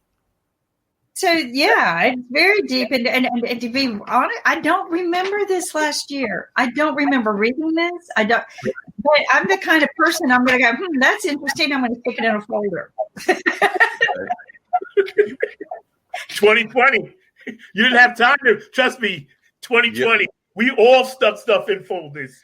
Oh, yeah. Stuff that we're still trying to figure out what it is, why we have it, and a number of things like that. I know one of the things that me and Zack have talked about, I don't forget what everybody thoughts about this is, oh, wow. So, yeah, there's a case number. So the thing is, people, that I don't think vaccines are safe. Have I done them? Yes. Because I am high risk, but I think that there's too much hazardous material in them that's unnecessary. Anything that has to be cooled down to the temperatures that we're talking about and then injected in my body scares me. But then again, a lot of things they do for me because of my disease is unknown. So, I'm scared too. I wanted to ask you guys, why do you think there like so many? There's 3 different types. Shouldn't we have been all working on the one that actually? Because there's 3. There's one, like you said, Kim, got to stay frozen. Then there's another one where it doesn't have to stay frozen. Right. So what is that all about? I'm not really an expert in this at all. I have no idea what's going on with this stuff. Why is that? Why do you think? I don't know, but you know what I do wish? I wish somebody would have been televising the Petri dish of COVID so that we could all see the experiments of what happens when soap hits it, what happens with salt or water or alcohol, or, so that we can see and visualize what's happening with it. None of us have seen the science, and there's no reason not to. There's no reason not to be sharing this information. Somebody said too much information is bad for humans who overreact. I don't think so. I think we will react properly. I agree. And just watching, because, like they said, when we sanitize our hands, I would like to see what happens when sanitizer hits COVID. Does it explode? Does it explode because we're rubbing our hands? I want to understand these things. Just like when it gets into your body. Mm-hmm. I was reading articles in February about it. Why wasn't my president reading these articles? Tears the lungs. This is not a cold virus. That's what I kept telling people. This is not a cold virus. It gets in your lungs and it tears it like a honeycomb. Yeah. Your lungs are not going to heal from that. If it finds an entry into the bloodstream, which is what it's looking for because it's a host. It's looking for a host. It gets into the bloodstream. It causes what they call a blood storm, and it starts to just tear all of your organs apart. Yeah. So this is why so many people died, is that the COVID found an entryway into the bloodstream. And what's irritating me, guys, is all of a sudden, we were talking about this back in March. I was reading these articles back in March. People are coming out and just now saying, oh, guess what? Like it's something great news. And I'm like, no, we've known this since February. Yeah. The white papers, the articles, that they all knew all this. But we can't fix what they broke. But what we can do is start mending and rebuilding. That's Yeah. No, we can definitely do that. And one of the things that I think that we should probably do, and I just had this idea, and I'm going to just throw it out here for you, Kim, and everything, is I remember growing up, we were talking about like, some of the great things of 68, and I was 6 years old at that time and everything. But I also remember that in the 60s and the 70s, there were great science programs. There were things like the Wild Wild Kingdom and Jacques Cousteau and things along those lines. I think that that's what we need on IBM TV. So we need a science show that can actually physically explain what the science is. So this is my new pitch for a show for you to create, or for the scientists to create, and things of that nature. I don't have that science background, but I know we have some scientists that work within the team and everything. So we need to have a show that actually explains some of these things that are going on, because I do remember those shows being incredibly popular in the 70s, and you don't even hardly see them on TV anymore. They were prime time because they came on Sunday night. Mutual of Omaha's Wild Kingdom and all of that came on after Bonanza. Like you said, Mark, I remember watching those shows and learning some stuff, because you remember, not all of us are pretty much in that same category, but we all got the measles shots, the chickenpox shots, diphtheria shots, and polio. 4 vaccines they pumped into us when we were kids, okay? Now, they knew something because the scientists were like, listen, this is mandatory. And I remember, getting back to what you said, Kim, a couple of shows ago, we talked about patriotism, right? What patriotism really is. And I remember everybody was there from my neighborhood, black, white, Hispanic, didn't matter, Native American, everybody was a patriot. Everybody got the shot. The kids got it in a lump of sugar, and everybody went home to protect the country.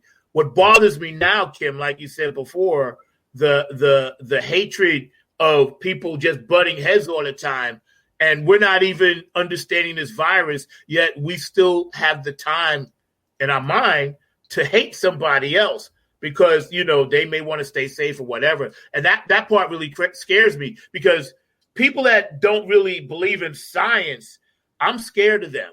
I'm scared. I'm not saying don't be spiritual and believe in God, but God made scientists too, Yeah. And I remember it was an act of patriotism to get your shot. Now it's like you're anti-patriot if you believe in science, and I don't get that. Well, my sister was all upset because she said she heard that we're not going to get to travel unless we can show a chip ID of some kind that we have been vaccinated.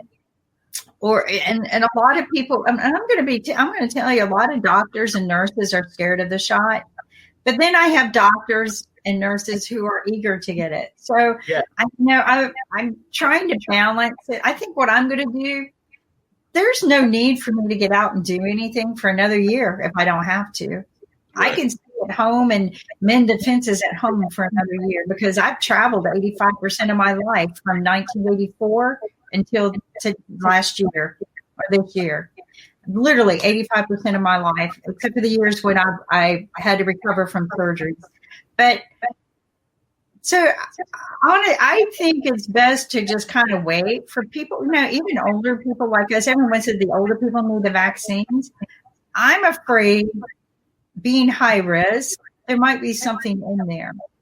Yeah. So me too. I think people, like you said, they rushed. Why is there 3?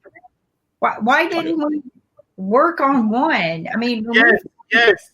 That's my point. If we had 3 brilliant companies, we should have put them together and said, listen, we want the best. We want the Super Bowl of vaccines. Don't give me the New York Jets vaccine. I'm 1-11. Give me the Super Bowl. Because what's the point? Because if I go somewhere else and say the one they give us here, and like you said, Kim, if we travel, like, yeah, we got the vaccine, but they're like, no, you didn't get the right one. Then I got to get it from there. You know what I'm saying? Then I go somewhere else, no, you didn't get the right one. What are we doing here? You know what I mean? And what astonishes me is all the doctors that have been on our show and doctors that I talked to, they've all said the same thing. We're probably all going to get it, and probably get it more than once. The ideal situation is to build your immunity up. Yeah, just build your immunity. And why haven't we been encouraging people to build their immunity? Why haven't they been sending food rations with, like Dr. Inkeldun said on Med Friday one day? Why didn't they send packages of vitamin C and D and B12 and zinc and all of these things that our body needs to build us up to prepare us for it. To me, that's a better than vaccine. And instead of encouraging all of us to get healthy, to give us food rations that will provide us the packaged elements we need, that they went and wrote a 5,000 or 6,000 page act that's not going to do you any good.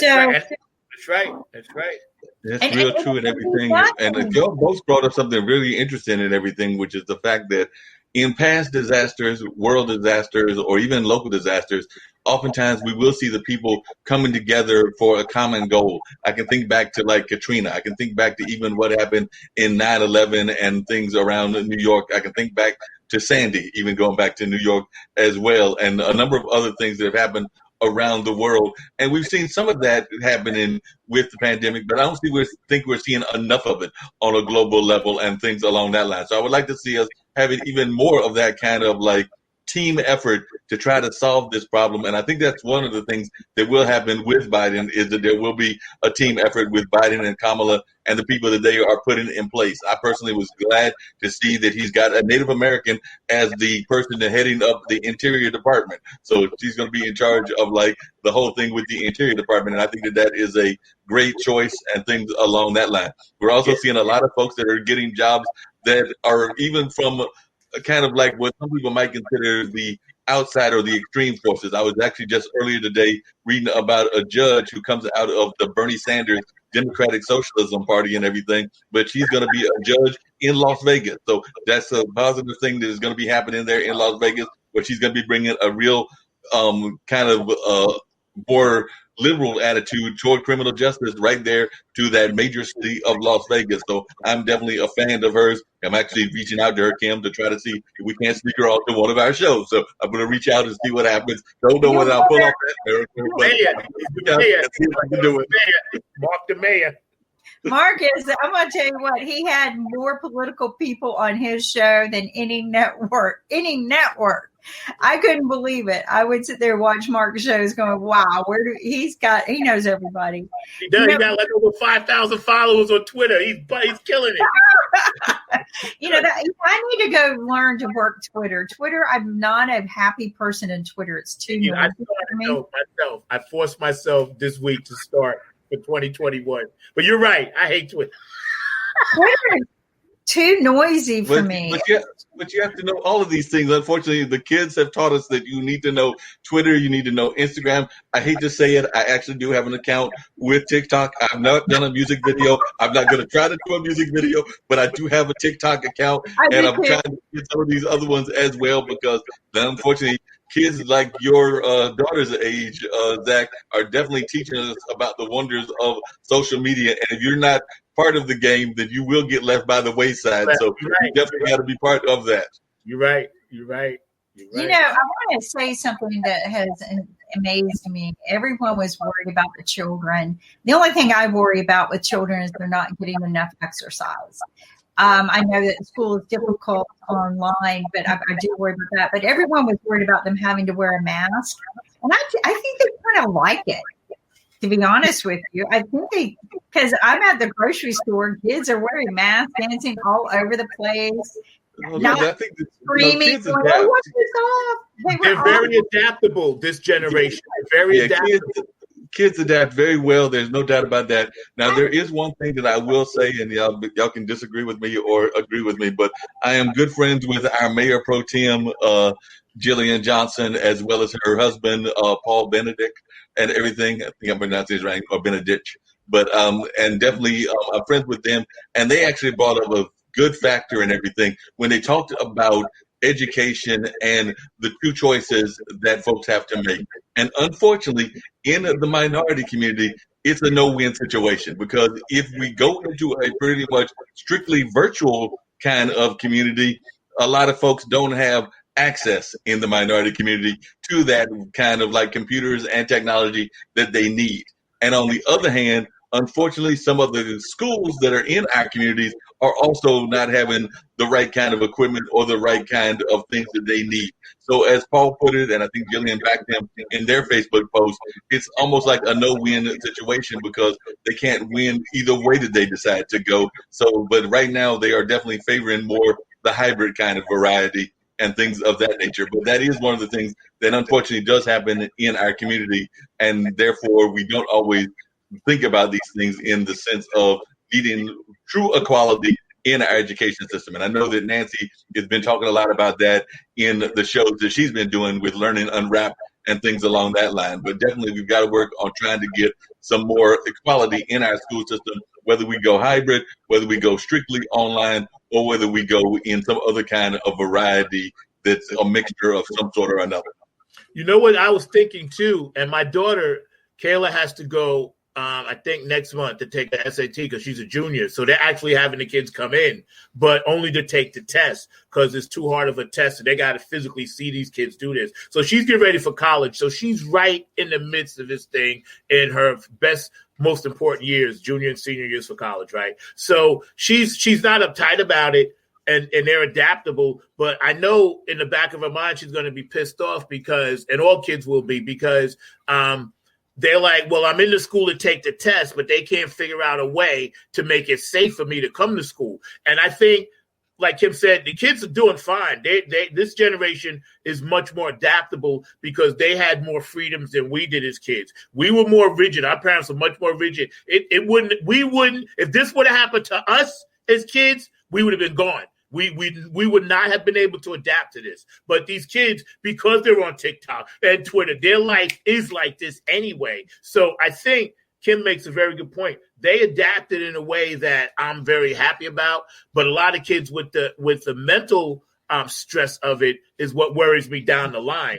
Because when you go out now as a junior, senior, and then Kayla tries to go to college, technically all of the kids are going to be a year and a half behind, because they didn't get that hands-on training that you need to jump to that next level. So I'm hoping colleges will say, listen, I know you're a COVID kid, so we got to cut you some slack because I know you didn't get that on-hand, in-line training. What do you guys think about that? No, I totally agree with what you're saying. And that's to let you know how much these kids are thinking about this and everything. I happened to notice earlier today that you might as well call her my niece and everything, because like I said, my brother and his lady friend have been together for a number of years and everything, and definitely they're very tight and close together. But her my brother's girlfriend's daughter is in college, and one of the things she's doing right now is she is doing a like a GoFundMe campaign. That GoFundMe campaign is about suicide prevention. This is a 18, 19-year-old girl that is concerned about suicide prevention and is putting that out there as something that she's concerned about and that she's doing a GoFundMe about. And it's probably because she's had friends of hers that have been involved in that situation and that has impacted her so much that she's actually thinking about this. This is a young COVID? Got her own health issues of her own. She's got diabetes and she's got some other health concerns of her own. But I think that she has seen some of her friends, as we've had some of our guests on some of our shows talking about concerned about suicide and concerned about things along that nature, that this is something that she's doing right now on Facebook. So much. But because COVID, her mental health, is it COVID related, like being cooped up? Is that why? Okay. I think that that's why a lot of the kids are thinking that way. And I think that that's why she's thinking about this among her friends and things along that nature. And that's just my theory and everything. But definitely much shout out to Effie Ponder, who is doing this. And is, like I said, a freshman in college. This is her freshman year right now and everything. So she's a freshman at East Carolina. So she just completed this freshman semester, going in and get ready to go into her second semester in January and everything. So she just went in to East Carolina, but she is definitely concerned about this, and she's hearing this from her friends. So definitely, I think it's something that they are thinking about, and it's more prevalent now than it has been before and everything. I also wanted to bring up an issue that I know is very dear and to the heart of Professor Kim and everything, but I know that it's something she's oftentimes thinking about it. It's something that I saw in the news, and I was really taken back by it and everything. But there was a young lady that came in to this area, was visiting from Tampa, I believe, and everything, or was coming down to visit family and everything, and was killed and everything, and was the mother of 4. She was the mother of 4.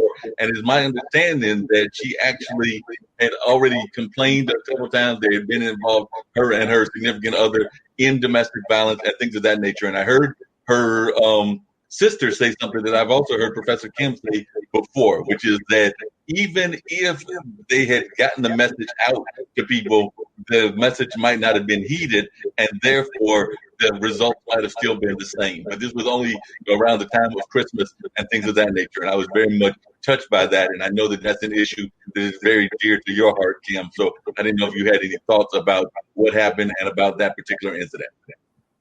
Well, I haven't really researched that particular incident because they all boil down to the same thing.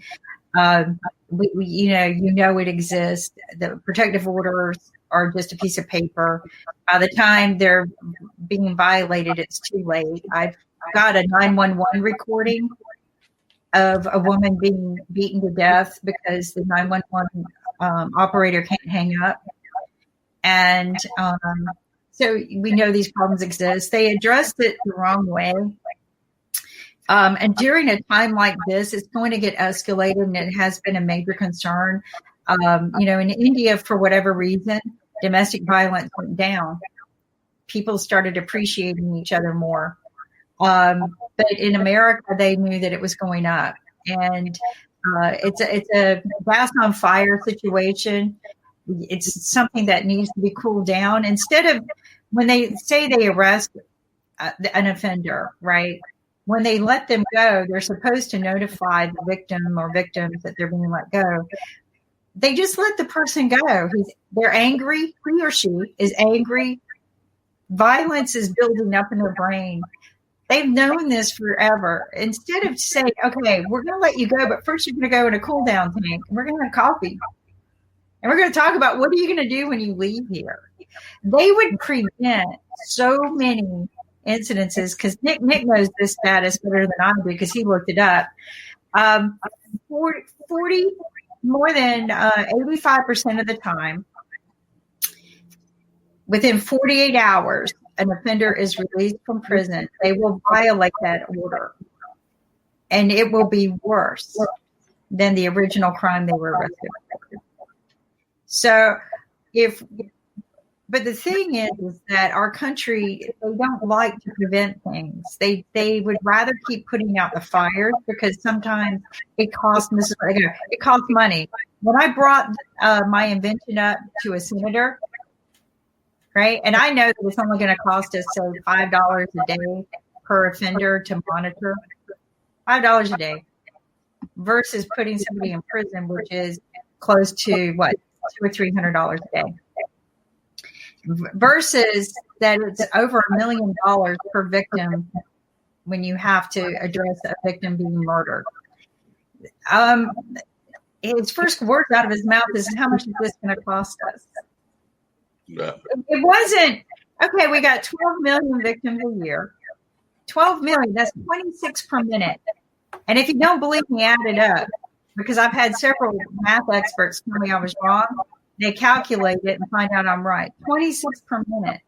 Now that's just women. That doesn't include the children or even men. There are men. I've had men approach me after conferences and tell me, men are victims too, and thank you for addressing it, because I bring it up on stage. I don't believe it's just women. But my thoughts are, we can do something about this. We choose not to. And so here's my message to the women or victims, men, women, and children. If you're a victim, go to High Point, North Carolina. Mm-hmm. They don't tolerate domestic violence. It is the only city in the country, in the world, that does not tolerate domestic violence. They hold an offender accountable from the day one that they're arrested. They stay on top of them. They do more than their due diligence. If an offender violates and crosses that line, they are held double accountable. I would go to some of the town meetings in High Point, North Carolina, and I would go, how are you guys getting away with this? I'm shocked that you don't have every attorney in the world here. But it worked. They were for a small town, if you know High Point, North Carolina, They had gone into a lot of drugs because the furniture factory industry died. People became homeless. The town turned into more drugs. Domestic violence and fatalities were very high there. And one day the police said no more. And they took over. The law enforcement took over. So that's my advice to people when I get phone calls now. And they go, what do you think about this? My daughter's a victim. I go, if it were my daughter, I'd pack her up and move her to High Point, North Carolina, and register her as a victim. Wow, that's deep. That's good information. How come you think the senators, besides the money issue, are not really pushing what it is that you have to offer? Because it's a brilliant idea and it's something that just should be out there. It's just like, okay, you got a driver's license. If you're an abuser, you should have this thing. Why do you think, besides the politics of it all? So right now, it's not even because it's violating people's rights, because we've already changed the laws. And I am a huge proponent for victims of violence. So hopefully we will help push it. It was all money. It was all political charge. Instead of pushing a law, listen to this, instead of pushing a law that would help support victims of domestic violence, victims of violence everywhere, North Carolina put a law on the table that said we need to protect women in bathrooms. We need to protect women in jail. And that law superseded the law that was on the table at the time to protect victims everywhere of domestic violence. So in bathrooms, that's all they were worried about. But they did that on purpose, because when they put that law up there and was crying and screaming about it and everybody was focused on that, the other law went to sleep and died in North Carolina. So that's what happened. I don't know what political game McKoy had by doing that, but he knew that other law was on the table. So did Richard Burr. So did all of them. They all knew. And I even pointed it out to them at breakfast one day.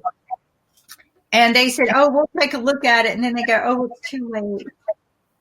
It's too late. Wow. Yeah. But they pushed the bathroom law, which did nothing. Yeah, it was irrelevant. No, yeah, but what was in the bathroom law? What was in the bathroom law? There were two other things in the bathroom law. One, they capped minimum wage. See, a lot of people didn't read the law. They go, oh, protect the women, protect the children in bathrooms. It capped minimum wage. And in there, McKoy put a provision in law that said that people could fire people over gender choice.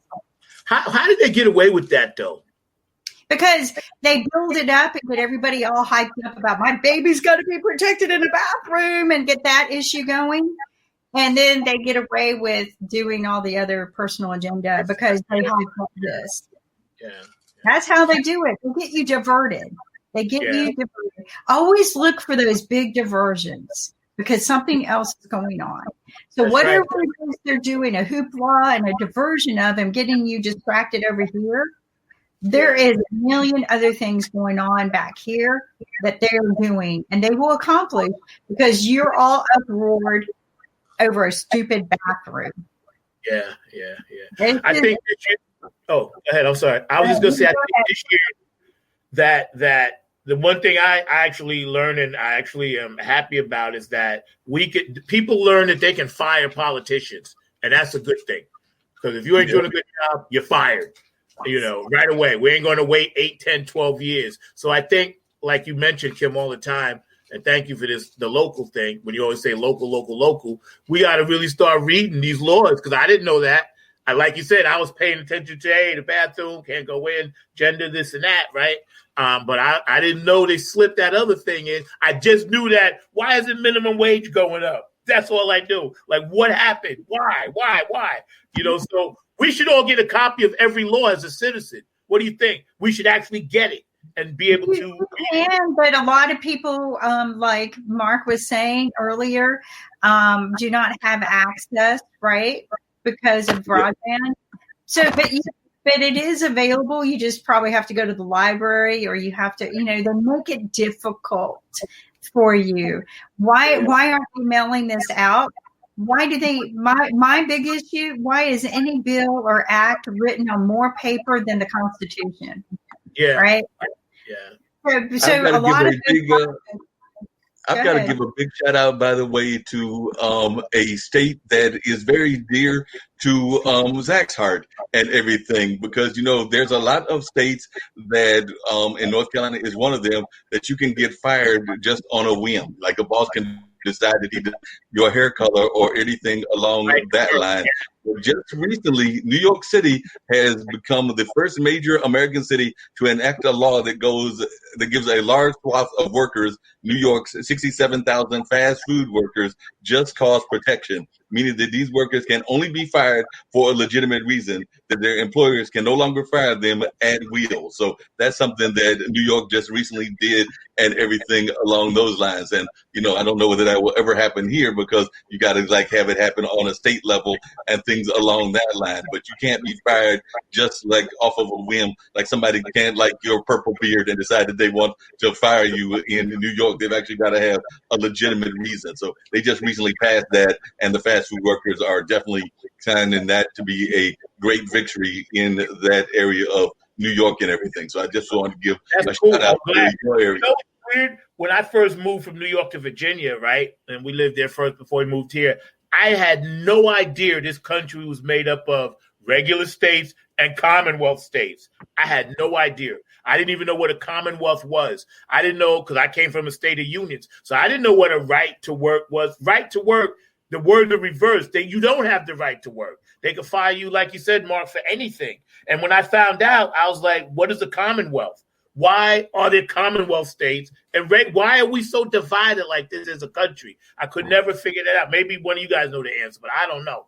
Yeah, What is that I can't figure that out either. I'm still trying to figure that out, but much shout out to New York and what they've done. And I know there's still a push to get a higher minimum wage, and I do think that the minimum wage needs to be much higher than it is now. It's been stuck on stupid for a long time in my mind, because it's been stuck way too low and everything. Sorry, I'm just going to put it bluntly. It's been stuck on stupid for many years and everything, so it definitely needs to get further out there and everything along those lines. So just wanted to just say that and everything. But and along those lines, but on a lighter note, Anchor was wanting us to let folks know, Kim, apparently we have some sort of award that's going to be launched in the very near future. And he said that you were going to make it public right now. So that's what Anchor said in chat. So I'm not speaking out of school. Anchor said in chat you were going to make it public. So I'm going by Anchor's words that you're going to make it public. That's why I didn't say nothing. I saw it, but I didn't say a word. I didn't say anything. I didn't say nothing. So, hello world.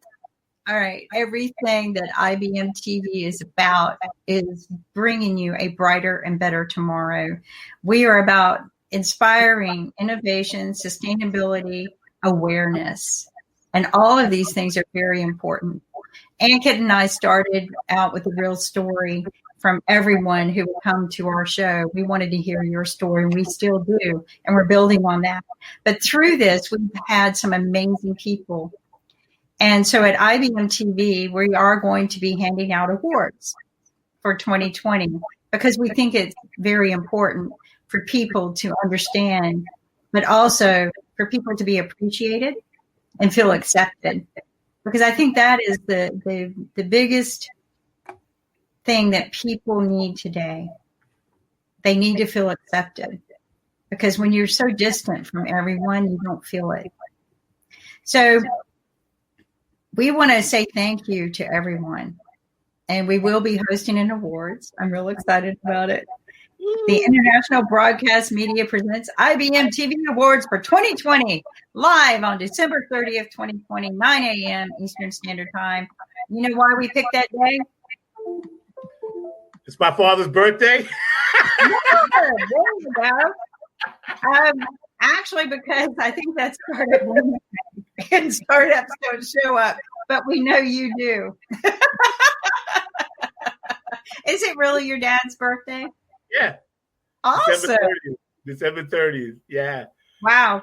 Almost made that New Year's mark, huh? Yeah, Oh, and well, he was hanging on to 1908. He didn't want to speaking get of great things that are going on IBM TV, I just thought of something else. I have gotten 2 emails from 2 folks involved with the network that are doing New Year's Eve celebrations. So I think that we're going to be doing that as well. So I guess that's the day after the awards and everything. But I know that I've gotten an email from Brandon saying that he is doing something on New Year's Eve. And I've also gotten an email from Jeff Eachin saying that he's doing something. And both of them were looking for musicians to play on the 31st. So it seems like that in the 4 days, we're going to have some major sort of New Year's Eve celebration going on that are being done by 2 of our primary folks here that are connected with the network. Actually, yes. And if you guys want to join them, more power to you. But both Brandon from Travel is going to be hosting something, of course, very positive.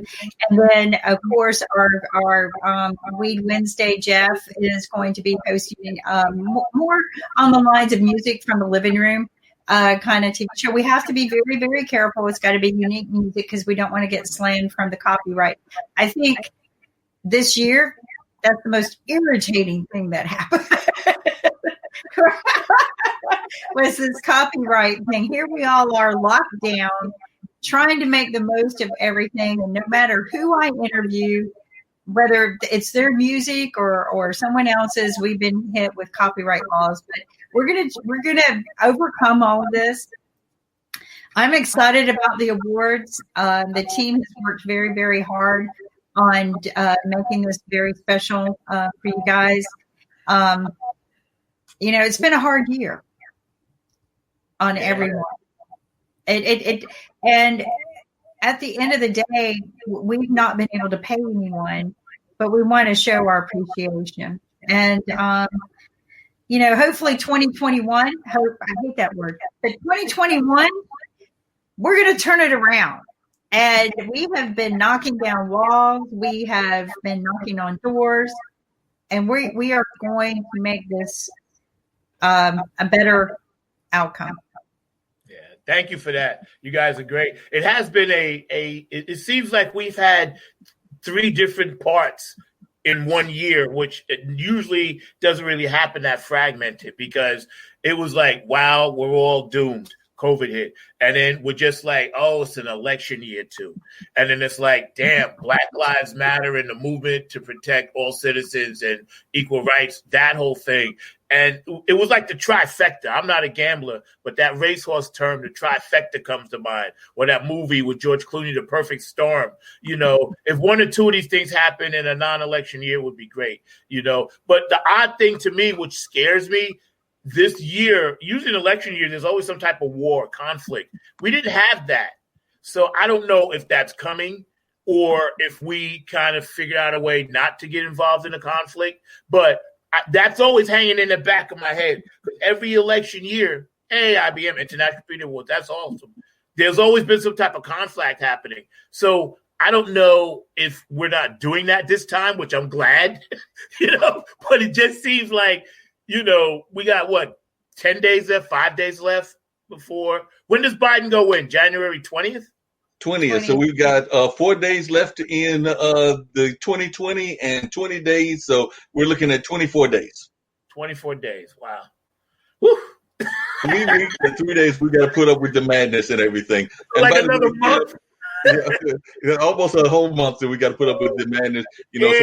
Like golf course and doing other crazy things, just ignoring the world and not really doing anything to help us. He's definitely not helping provide any stimulus packages or sending any money my way. I know I could definitely use it, but I've not been seeing any sign of it. And I think, Zach, you told me yesterday that I cannot expect it this week or next week, maybe even not till August or sometime in the way distant future, if I get anything. So like I said, I'm trying to figure out what's going on with that and everything. By the way, Kim, I've also got to give you one other shout out as well. I was hoping you were going to be able to join me for the online dinner party, because I had a man on, and I hope you can go back and watch the show, who has something like 98 patents. So he is a master inventor. He is actually originally from Kerala, India, and he's now living here in the United States. But Charles Cannon Carell, was the gentleman's name. I actually met him through my buddy Sri Navasan and everything. So he was on and talking a lot about the kinds of things that he has discovered through inventions and all of that. So definitely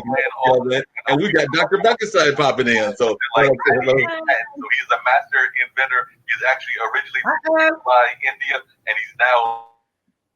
There we go. Brookenstein, how you doing, brother? I just sent him the link because he was commenting on some stuff. You know, so he was on.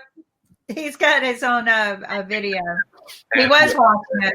He's watching. We got Dr. Buckenside. Yeah, he'll straighten that out. Yeah, all you have to do is you gotta find if you're like me, I've got a bunch of things up at one time, and I have to. Now I'm going to tell you what, Brandon, he taught me. That guy's so organized. Oh my gosh! So he was helping me do something on my computer for some stuff that we're doing coming up. I'm so excited. And he's looking at my stuff, and he goes, "You've got so many windows open, and you need to organize them." And I didn't know that you can group them by work. Oh wow! I mean, I sort them right and move them together, but you can actually group them. There's a little button after you click on them and you can group them by work. And I'm like, wow, these kids know everything. So, what's up, Brooks? How you doing, man? How's Philly doing, baby? Philly's doing all right, man. All right, Dr. Brookenstein, he takes Dr. Brookenstein's in the house. He's from Philly.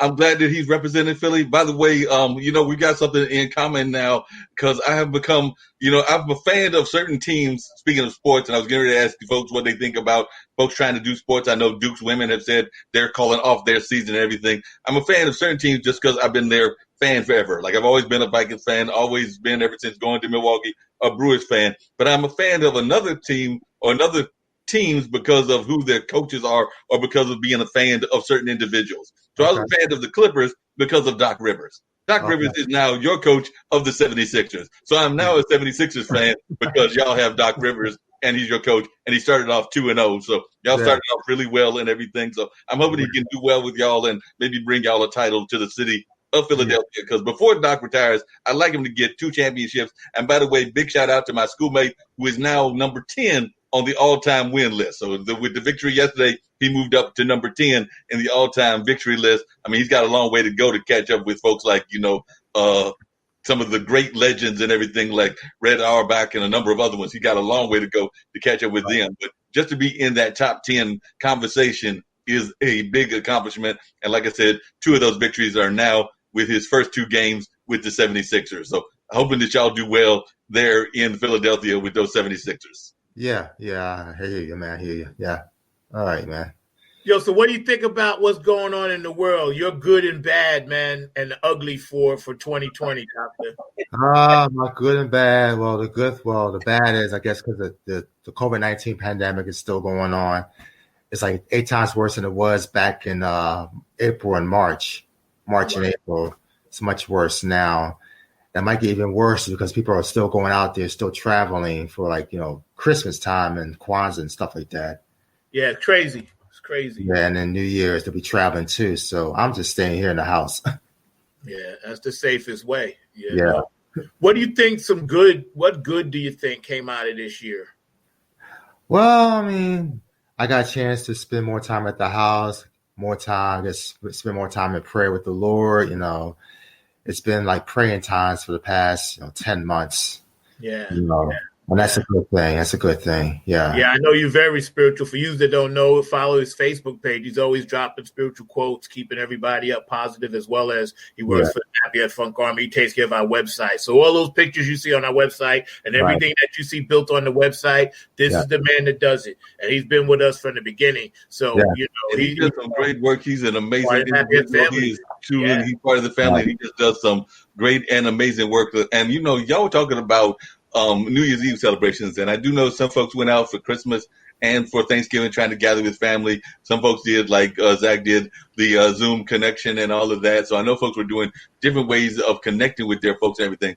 But I was actually talking to a friend of mine in Las Vegas. She told me that Las Vegas is actually, and she can't figure out why, because they're supposed to be under some sort of lockdown as well, but they are actually blocking off the strip as if they're going to have some sort of party in Las Vegas on New Year's Eve. And she's still trying to figure out what that's all about, because I know you're doing a little bit of research, because everything she heard was that they were on lockdown as well. So if you're on lockdown, who's actually coming to these parties? And the only thing that we can speculate is that maybe it's people that are staying at the hotels and that they'll come into the Strip, but it won't be nearly as full as it usually is. But that's her speculation, and I'm curious to see what they're planning to do with that madness, because I know check in this North out. Carolina, we're supposed to be in the house at 10 o'clock, including going into the early part of January. So that means no New Year's Eve celebration unless you're doing it virtually, best of what I can figure out, or unless you go to somebody's house and are there for the night. Sheila E. posted something the other day. Sheila E., the drummer, Prince, and all of that, right? And she was like, because she's a minister. People don't know that about Sheila E. She's actually a ordained minister, right? And she was saying it's insanity that, and Kim, don't get offended by this because I know you understand. She said it's insanity that in Minneapolis, the strip clubs are allowed to be open, but people can't go to church. Now, what are we doing? Like what? And it's got nothing to do with women. But Kim, please understand what are we doing? But we just have a football player get in trouble because of going to a strip club. It seems to me we had a basketball player that recently got in trouble. He's now trying to get traded to whoever he wants to go to and everything. But it seems to me, and I remember James Harden just recently, and he seems to have this history of going to these strip clubs. He just recently went to one. So, like I said, I don't get it either, but maybe y'all can explain it to me. Essentials. All right, think about what they made essentials from day one, alcohol stores, right? These guys are not going to give up their strip joints. You know, it is their essential in life. Who makes our laws? Who makes our laws, right? Oh but, you know, something that I've been going through and playing old songs or new songs, just listening to the artists recently. And Barbra Streisand and Celine Dion did a song together that at the very end, they said, love is the gift you give yourself. Mm-hmm. Wow. You know, and I think, you know, getting back to ourselves, another statement that I reflect on was made in 1968, you know, that they traveled into space on Christmas Eve. And going to space, they were going there to learn about space. But when they flipped the camera around, they said, what we really learned was Earth. What about, you know, about home, right? So a lot of times we take these journeys, these long journeys, only to find out who we really are inside us. And I think this is going to be that journey, right? And I think it hasn't ended. I think we're all going to go different ways. I think that this will, I hate saying it this way, not in a bad way, but I think it's going to separate a lot of people if it hasn't already. And it's humbled a lot of people too. I think it's made me appreciate a lot of things I forgot to appreciate. Why do we forget to appreciate things? You know, It's amazing some of the things you can see from up space and everything. I was actually watching a PBS special, I think it was 2 or 3 days ago, and they were showing some of the things that you can see from space in terms of like some of the designs that Mother Nature has put out there, including even some of the designs that are done by large animals. Like they were showing the designs that are put into one of our natural wonders by hippos of all things. So it was showing how these hippos are actually through their migration patterns are making these great designs and making these great paths and everything. But it was also showing some of the things that we should be concerned about. And I know that I had gone into one of our other roundtable discussions that featured Rakesh, and I was talking to him about the fact that it showed the coral reefs and the fact that something as small as algae, I mean, that's a very small thing in our earth and everything, but it makes up a significant part of our oxygen that we need to survive. And the great coral reefs, that algae is dying at a massive rate, and it is definitely impacting our lives and our survival even. And you can see that if you see these aerial views of what's going on. And they're not even all the time from space. Sometimes they're just from planes and things of that nature. But you see this, and it's very scary what some of the things that are going on in our climate is, whether that's the algae. We polluted the earth. And Carl Sagan, I always go back to this book. When I read his book, The Pale Blue Dot, it changed my life. Because like Kim was saying, from space, and you look at Earth, we're just one of many. You know what I'm saying? But here we think we're like all that. And then when you get somewhere else and you look down how the creator got it set up, it's like, hey, you guys need to work together. You're all separate entities, but you need to come together because you got to save this planet. Man destroyed it with pollution, with all the crap we eat, the chemicals. We still can't even get, and I was so behind this law, we can't even get the information on a can of soup, what's in it. You know what I mean? Because of that law, the California, thank God they was continuing to fight that. But it goes back to what Kim said earlier. You are what you eat. So if we're on this planet together and we're all trying to accomplish the same goal, we have to get back to tribal stuff. And not in a bad way, but we have to come together and say, okay, this is our tribe. We're only going to eat X, Y, Z. We're only going to do X, Y, Z. Well, and that's how they survived back then. They didn't worry about the tribe way over there. They was concerned about their community, which is our tribe, where you are. How can we, affect change with pollution, with our garbage, with the food we eat, how we dispose of stuff, what we allow factories to dump in, which goes back to the laws. So all of this, Mark, like you said, is why we're dying. We're a dying planet. We really we're totally a dying planet, and it's not just us that's dying, because it's also we are impacting our animal brethren and everything. Because one of the things the same special talked about was everything.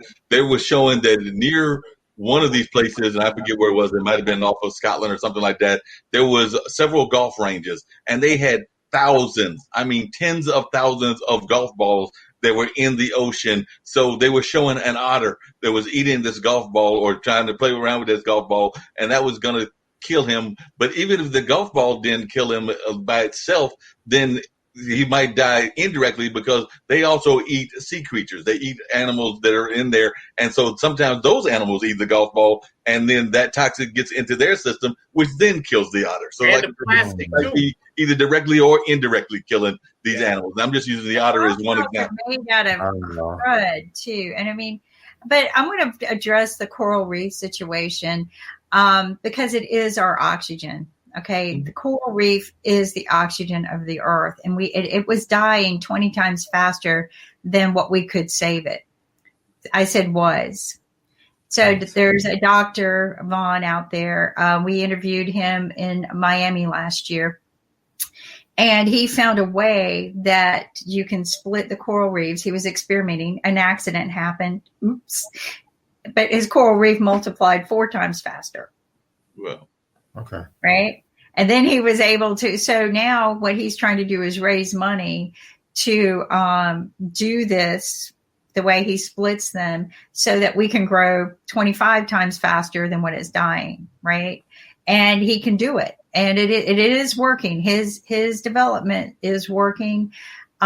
We need this just like we need all the other things. And I do believe that we need to go back to our communities for a while and live in our communities to sustain ourselves. I think we will come back again, but until we learn to isolate the situation and rebuild our communities where we can make ourselves stronger, we're not going to survive this. Iceland did this. Iceland isolated.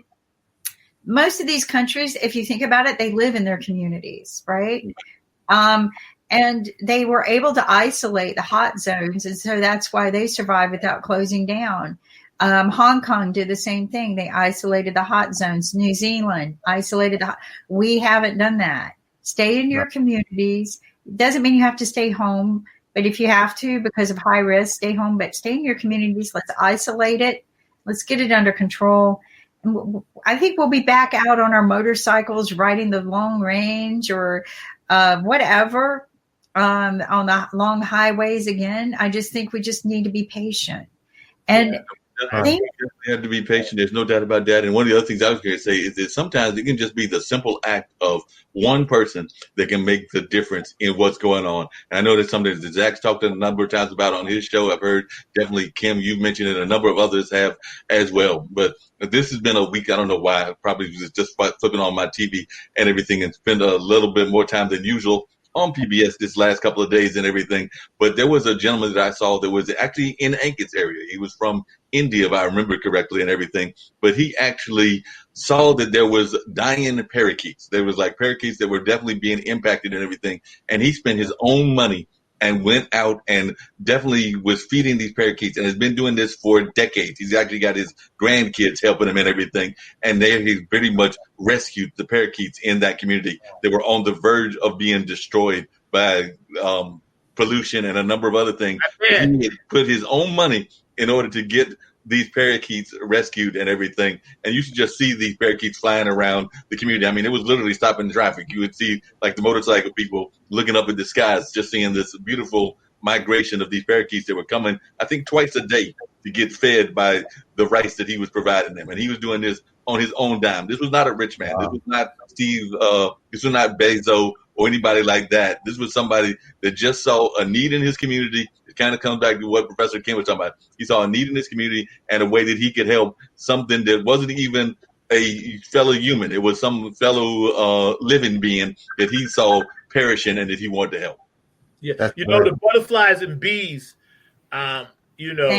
people forgot about that. But remember about 10 years ago, it was a big thing where like, hey, there's no bees.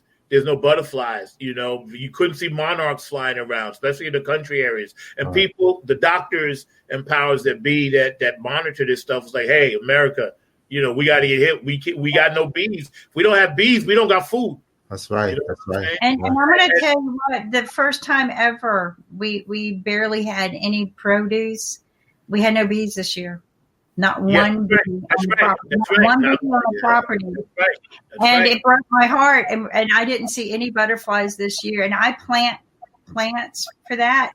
But what it is it's, like golf courses and places like that spread insecticide that tends to kill all of these other things in nature. And there are some bees I don't like, yellow jackets and stuff like that. I think I saw one or two yellow jackets. They'll survive anything.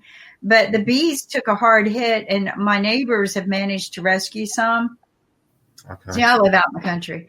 So I'm going to go. We borrowed some of their a different kind of plant. And so we're going to try to transfer bees to our property. But no more bees. I mean, and people were like, big deal. Yeah, it is a big deal. It's a huge deal. They need to watch the bee movie. 93 days in the bee movie. But we were taking an electric toothbrush to mimic bees, the pollination, and hitting our plants, the flowers on our plants with it this year, trying to see if we could stimulate it. Japan, to overcome the lack of bees or no bees at all, they have invented a help me out here, guys, the flying thing, drone. That makes bubbles, and these bubbles have a little gooey thing on them that pollinate the flowers. Wow. So they got bubble drones. And the drones fly around from flower to flower to flower with this little bubble, and they pollinate, and it's working. But why are we replacing something we should try to keep? Yep. It goes back to what Mark said. Things that are being extinct, they create only makes them once. And then that's it. Then they end up in a museum. You know what I mean? And it's sad because big business, and Kim, you notice, and David Brooks, you notice, and Mark, they've had the stuff we actually need out for decades. But they continue to give us the C and D products when they got the A products sitting there that they know. If you made it, this pissed me off. When I first seen the lunar rover go up and it had Goodyear tires on it, I said, so you can make a tire that can travel on the moon, but I got to get a blowout and 10,000 miles?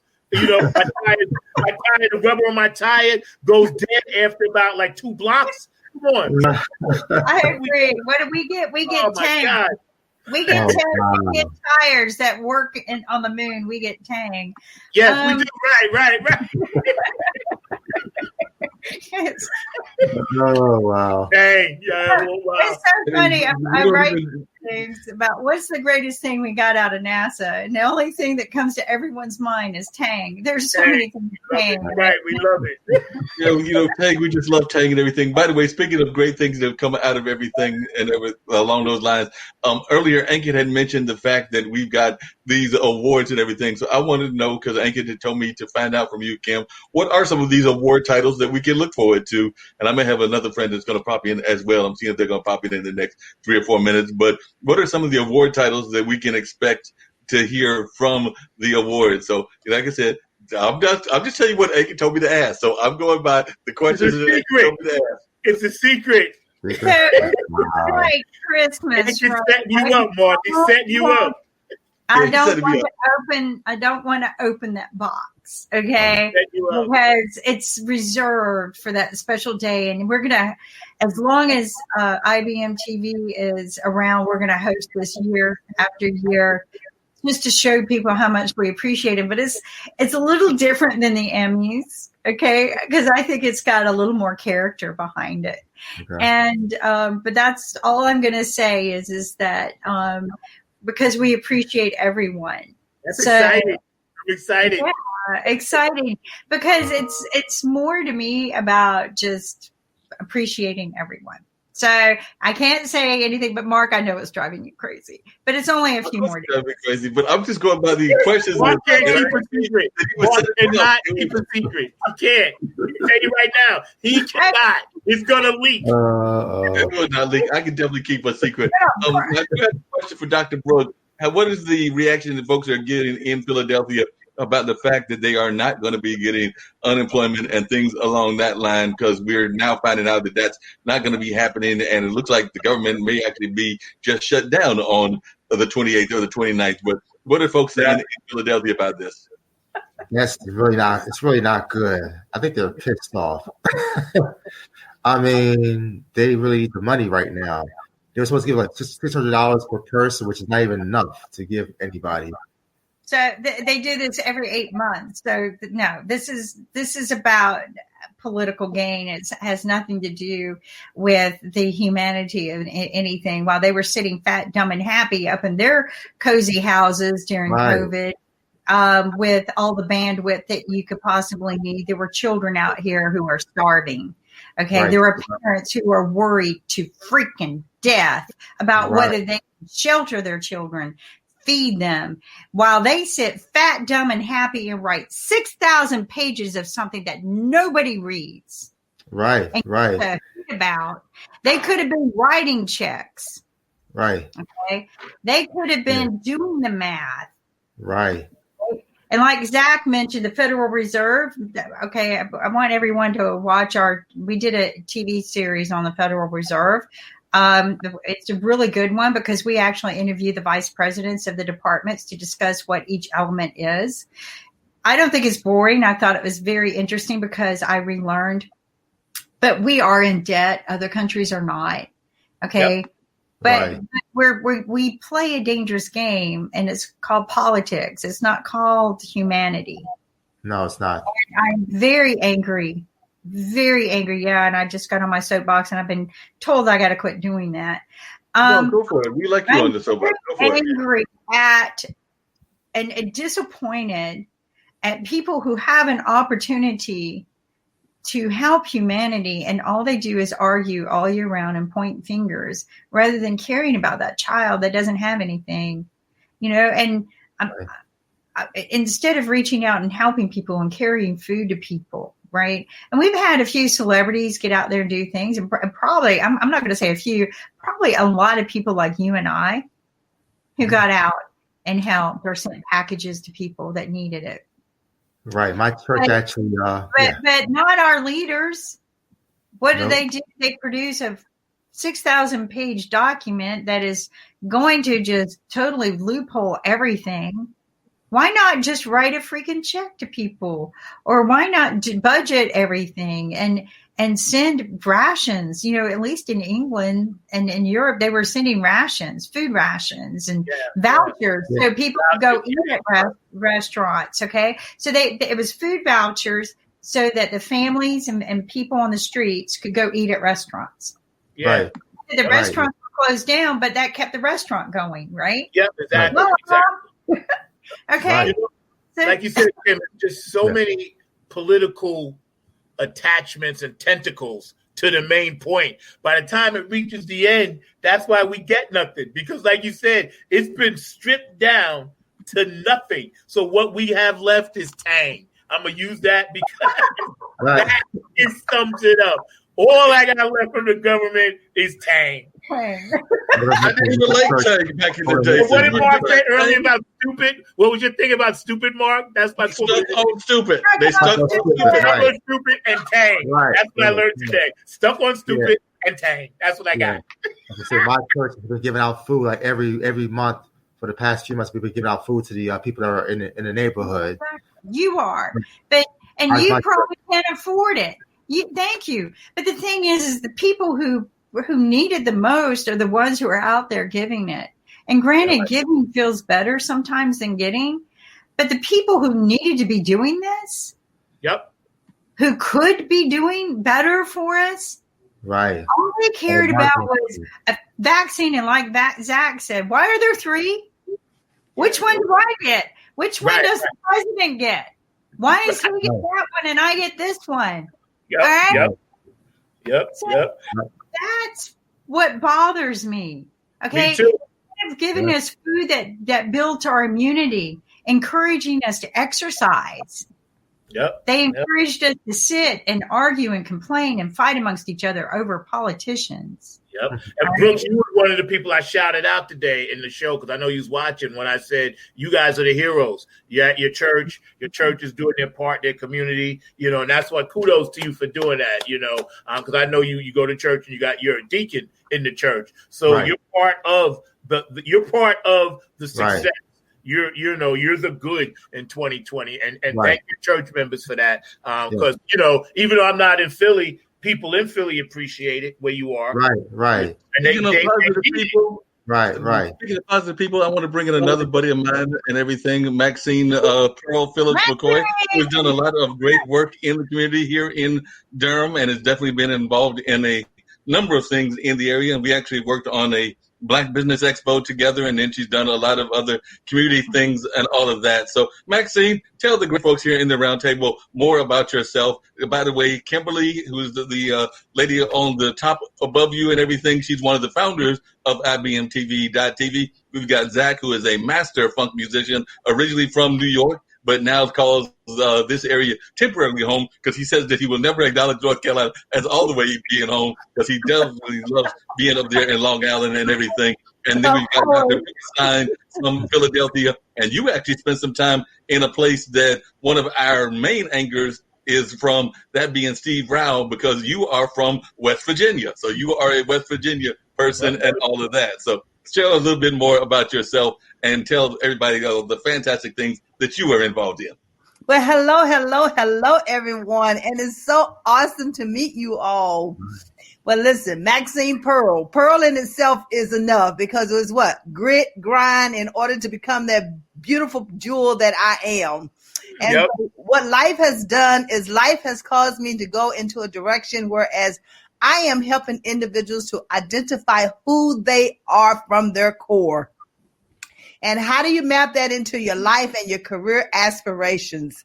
And so I help women to understand their worth, understand how to be brought to the table. And if they're not brought to the table, hey, create your own table and invite others to it. And so for that, I have a company that's called Levelless Women Succeeding. And it's all about continuously succeeding success based on your terms, not based on someone else's term. And so that's what I do. I work with individuals. I work with groups. I work with teams. I work with corporate America. And I just believe in helping individuals to understand how to become their personal best and reach those fulfillment, reach those aspirations, do all the things that they were created to do while they're on this earth. So that's what Maxine Phillips does. That's what's up. Sounds like you do some amazing things. And definitely, Kim can definitely relate to that because she is a powerful woman herself and has definitely been involved in a number of business ventures and inventions even as well. So Kim definitely can relate to that. And like I said, she is one of the founders of IBM TV, along with Nick and a number of other partners that they've got here as well. But definitely, I did want you to come and meet these tremendous people that do these great things. Also, if you could, tell us how you made it to West Virginia to North Carolina, because I've oftentimes found that to be a fascinating story, because I know that you enjoyed living there in West Virginia, but you are now a North Carolinian. Exactly. Well, in West Virginia, I was born and reared there for 17 years, a coal miner's daughter. I have 12. I mean, it's 12 of us as far as brothers and sisters. But, when you're in that small town, you don't know what the true world offers you. But I've always had an achievement mindset, and I wanted to find out what else is in this world for Maxine Phillips. And so I love West Virginia. I graduated on a Thursday. I left that same Saturday. Good for you. So the coal miners town, nothing wrong with it, but I just needed to explore other mines, right? And so I love going to Chicago, and I was in Chicago for almost, probably about 9 years. And I met my husband after attending what is called the Chicago Metropolitan School of Tailoring. And so he was going there and I was going there because, you don't like him when you first meet him, but something grows on you. And that's what happened. And we ended up marrying. And then we moved to Texas. And I was in Texas for 16 years. But while I was in Texas, one thing happened, and life happens to you, and you have to understand how to pivot with it, like we're doing with the COVID. But my sister had an accident, and she was burned over 97% of her body. And I had 24 hours to get to her. But from Texas, trying to get to West Virginia or to Ohio, trying to fly, that was like a $2,000 ticket. Trying to drive, that's 24 hours. The first time in my life, I realized I was too far from family. And that's when I went down on my knees and I started praying, Lord, if it's meant for me to make it there to see her, then show me the way. Yes. I did not make it. But he showed me the way because he said, it's time for you to leave. She lived, and she's still living to this day. Praise God. So I'm just so thankful that God spared her life, and she's a miracle. She's a testimonial. But it taught me that I don't need to be that far away from family. And after praying that prayer, he opened so many doors to show me that you go east. I didn't even know how I was going to make it. We had no money. But, when you have that faith, the grain of a mustard seed, that's he right. Can make a way.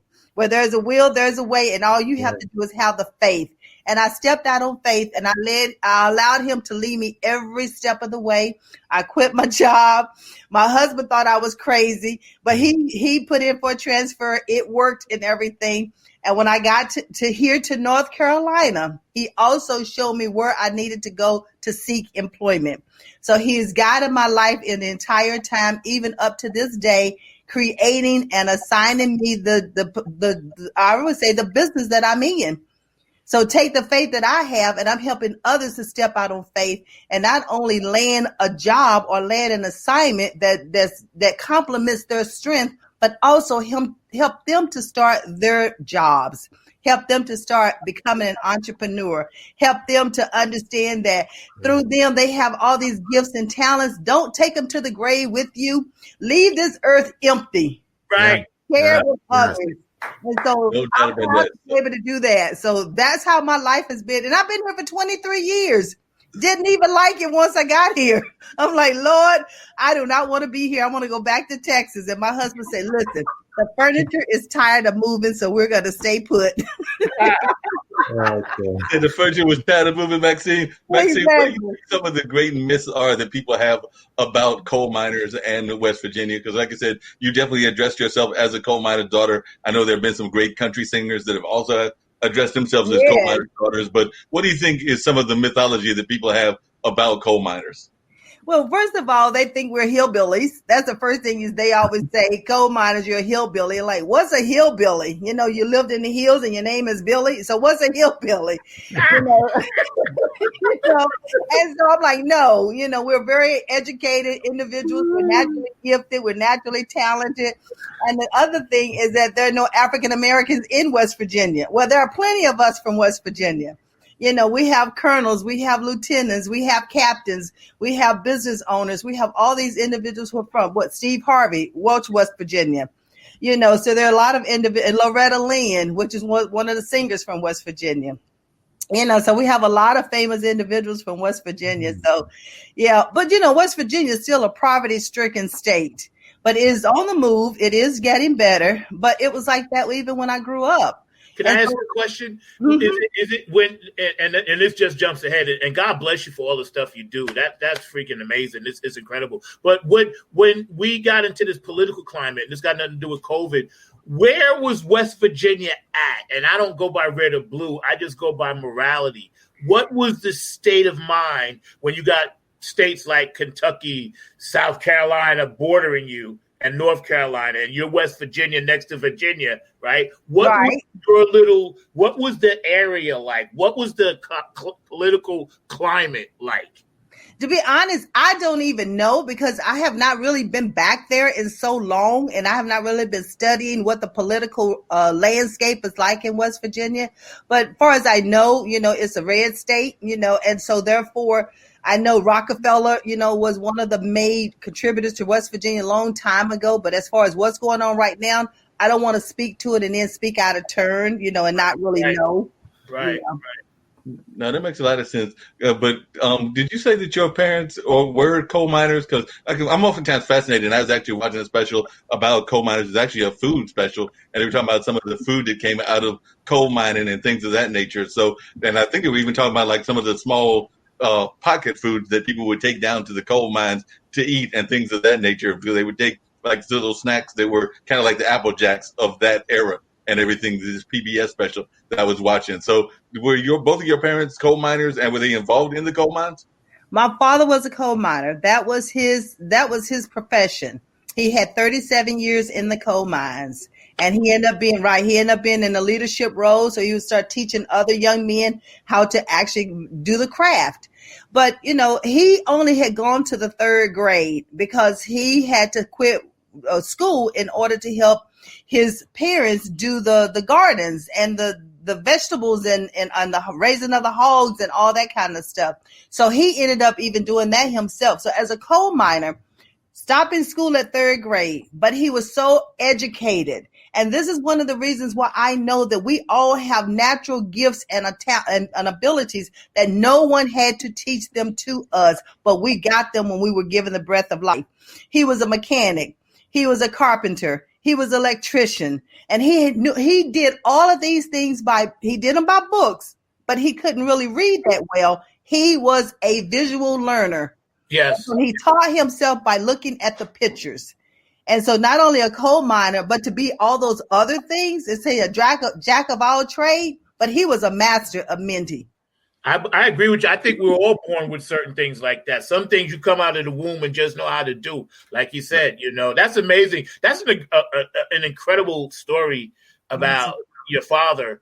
And kudos to him, because he's one of the heroes that built this country. Yeah, he built the country. No doubt. Coal miners definitely built the country, and they had such a long and lonesome life from what I've heard and everything, because I think that they would sometimes go into those coal mines very early in the morning and not even come back till late at night. So I don't even know how often you and your siblings saw your dad, because I know that those hours could be very long in those coal mines. And that is so true. We saw our father. My father went to work at 2:00 in the afternoon, and he probably did not return home until 2, 3, 4 o'clock in the morning. Of course, we were asleep. By that time, we had to get up and go to school all over again. So you're right. We hardly ever got a chance to truly appreciate our father. But one of the things that I had to really ask for his forgiveness as an adult, and he was already gone to heaven. But I had to ask for forgiveness because you think your parents don't care about you. You think that they don't have time for you because they're never there. But what I realized as an adult is that he wasn't there because he was providing for us. It was 12 of us. So not only the coal miner, but he built houses for other people. He worked on cars for other people. He did electrician work for other people. So that's why he was never home with us. He was teaching us that, hey, you have to work in order to make life work for you. And so I had to apologize to him as an adult. through prayer. Look, I am so sorry for not thinking that you didn't care about me or that you weren't there for me, but you were there for us because we lacked nothing. We lacked for nothing. We didn't even know we were poor until I got out into the real world.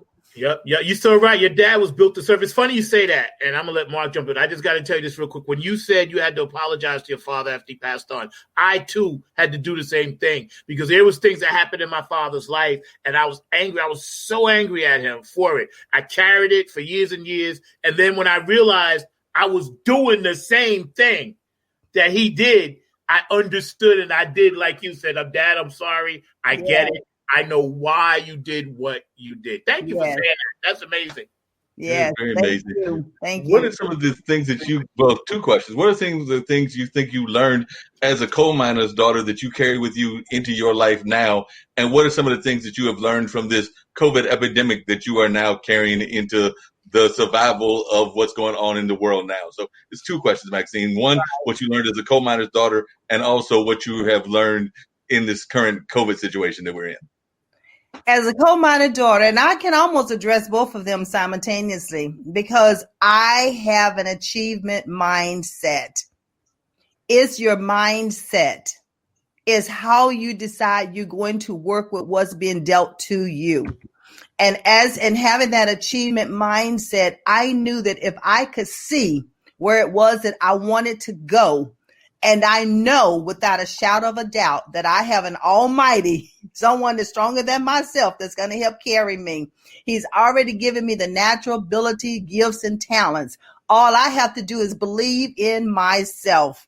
And once you believe in yourself, the sky is not the limit. It's not the limit. So I tell myself, don't limit myself. And so you can acquire, you can aspire, you can be whatever it is that you want to be, but you have to see where you're going first. You know, Stephen Covey says, if you see with the end in mind, you start at the beginning. And that is so true. And once you see where you're going with COVID, I had to see where I was going because the business that I'm in, I have already transformed into another layer, and the new layer is level-less. It is about continuously achieving success on my terms, not on what someone else tells me, not what society tells me, but Amen. What am I gifted at doing? And let me do what God has created me to do and be. And that's what, the coal mines taught me. And that's what COVID is constantly teaching us. Yeah. No we doubt. have a period right now that we can sit back and we can reassess. We can reevaluate. And we can look at where is it that we see ourselves going. Don't let someone tell you what the normal is. You create your own norm. Mm-hmm. And stop letting people dictate to you or society dictate to you what you're supposed to be doing. If you know yourself from your core and you know your strengths, then use those strengths.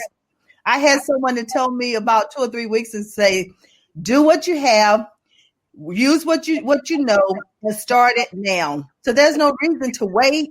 That's right. That's right.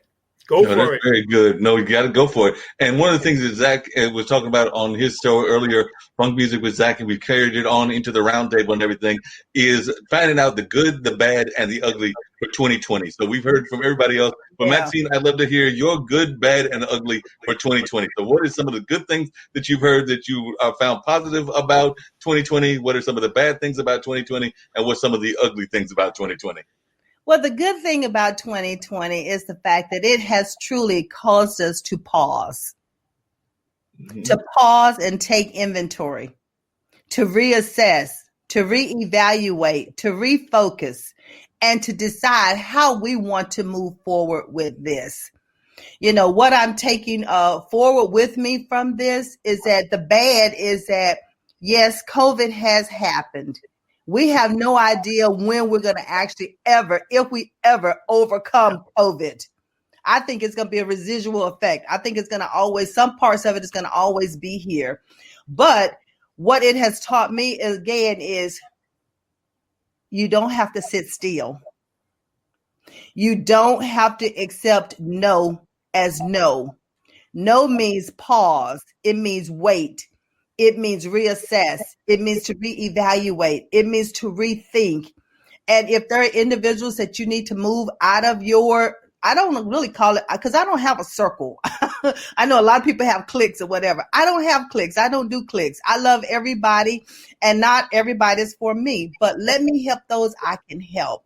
So moving into 2021, the bad of COVID is the fact that we say because we can't be with family, the close proximity with family, to touch them, to hug them, to kiss on them, to love on them.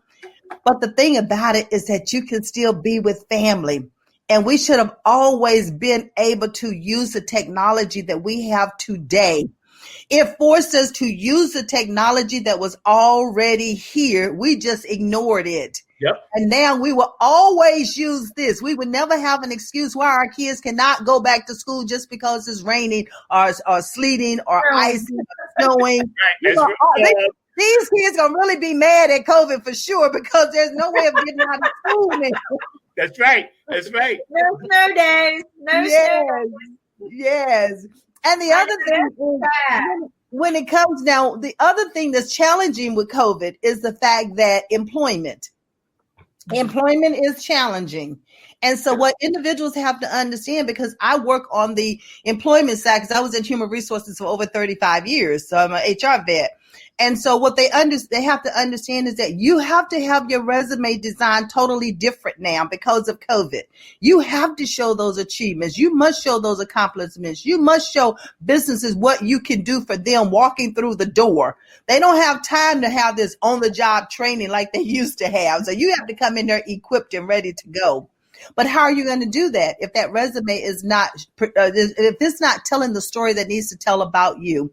And then you must interview in order to know how to tell the story. You're the brand and the brand is you. So you have to market yourself. So that could be, some people could look at COVID as like, wow, this is bad because all these people were laid off. Well, so many businesses closed. But it does not mean that when some of this start opening up, that new businesses will rise. They will rise up. You've got a lot of these entrepreneurs now. Those businesses are going to be rising up. And now is the time to start a business. And what business should you start? You should start a business based on what you have a passion for, based on what you know you're already good at, and find out what the problem is that's out there and start helping them to solve that problem. And so that could be the good, the bad, and the ugly when it comes to COVID. But if the mindset, go ahead. What were we saying, Kim? No, what she said is so true about the unemployment and everything. But what has just like baffled me is during all of this time, the sales of houses went up. Yep. Like my sister works in the mortgage industry. I remember, I think it was back in 2008, the mortgage industry dropped and she lost her job, her career, and you had to wait a couple of years before she could go back. But I'm thinking during this time, the housing industry is going to drop again, right? It didn't. Mm-hmm. She hasn't had one day of vacation since COVID. Wow. And she said, and working 12-hour days because that's how many loans she's processing. So I'm curious, where did this come from? And then I spoke to a friend of mine. She's in the real estate industry. Her job went up, not now. And she'd been doing this for 25 years. Her job went up like crazy up.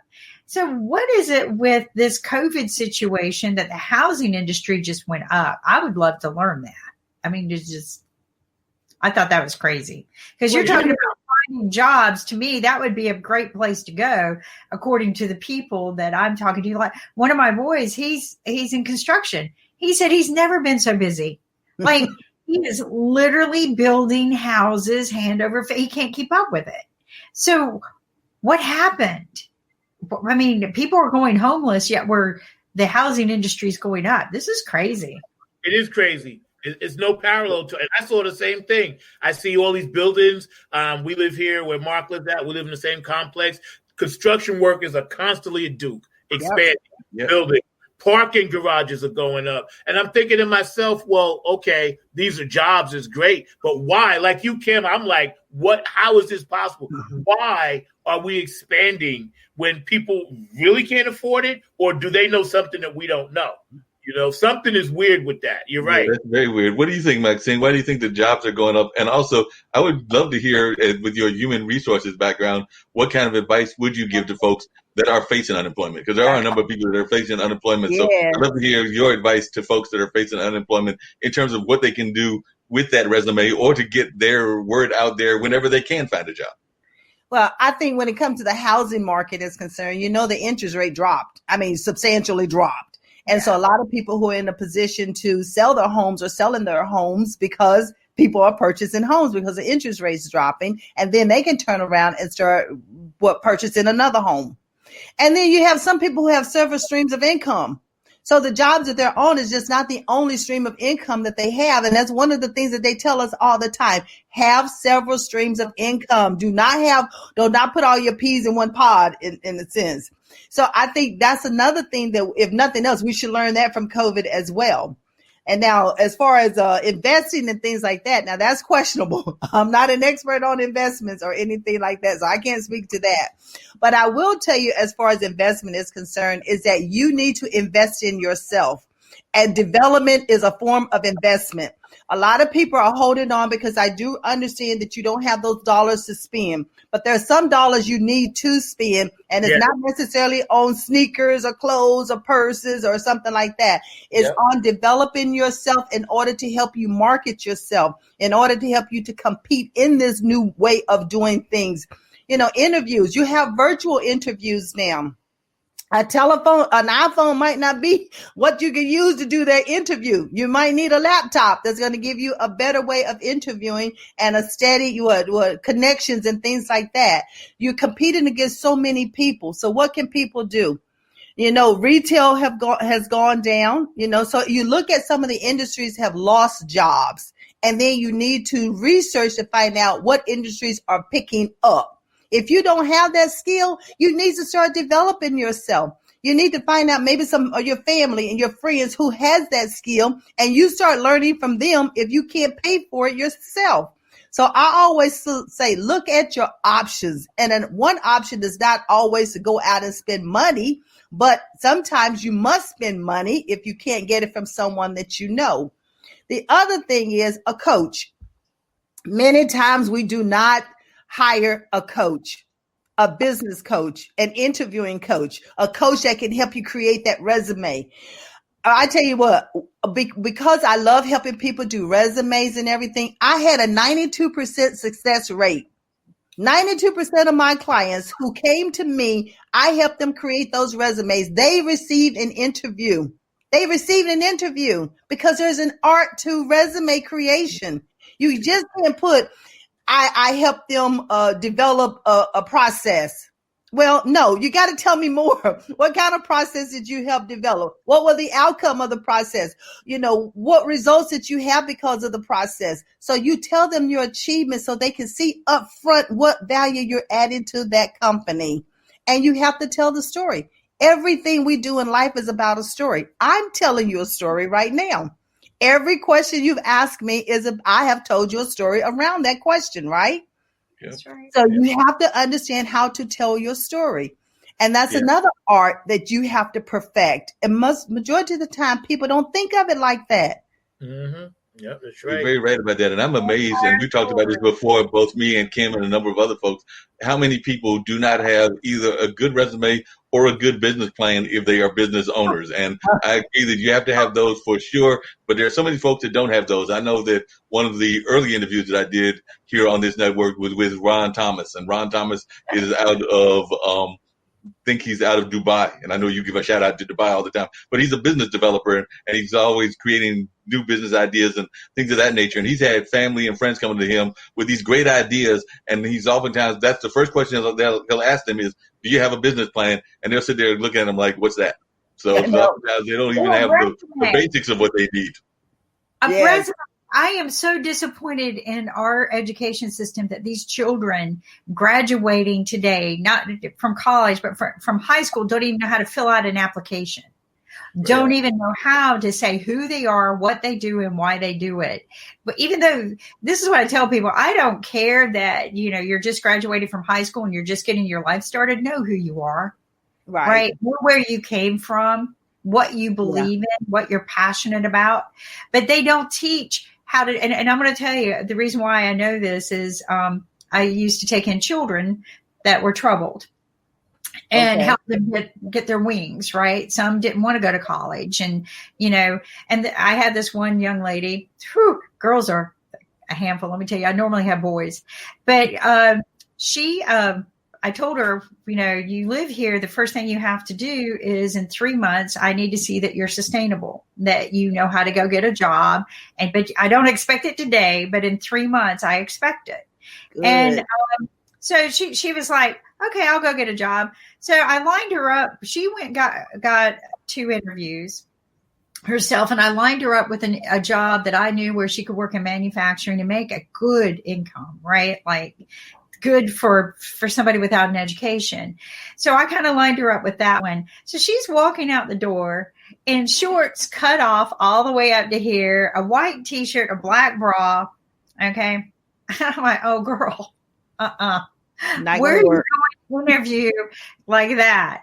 And she goes, well, they'll hire me like this. And I go, who's hiring you like that? So I sat her down, right? I went out and got her some clothes. She didn't have the clothes to wear. So I got her, and I pulled out a jacket. She was a lot taller than me, but I pulled out one of my jackets and got her all suited up and dressed up. And she went and she landed all 3 jobs. Wow. All 3 jobs. But I practiced with her. She goes, I don't need to learn how to interview. I made her tell in, sit down. I made her call and say, can I reschedule my interviews? And we did interviewing. And, why do I need to know this? Why do I need it? And I go, believe me, they will ask you this because I interview people. The questions I ask. But it was so funny because when she came home from all 3 interviews and had a job, she goes, I don't know who to work for. That's a good problem to have. That's a good problem to have those choices.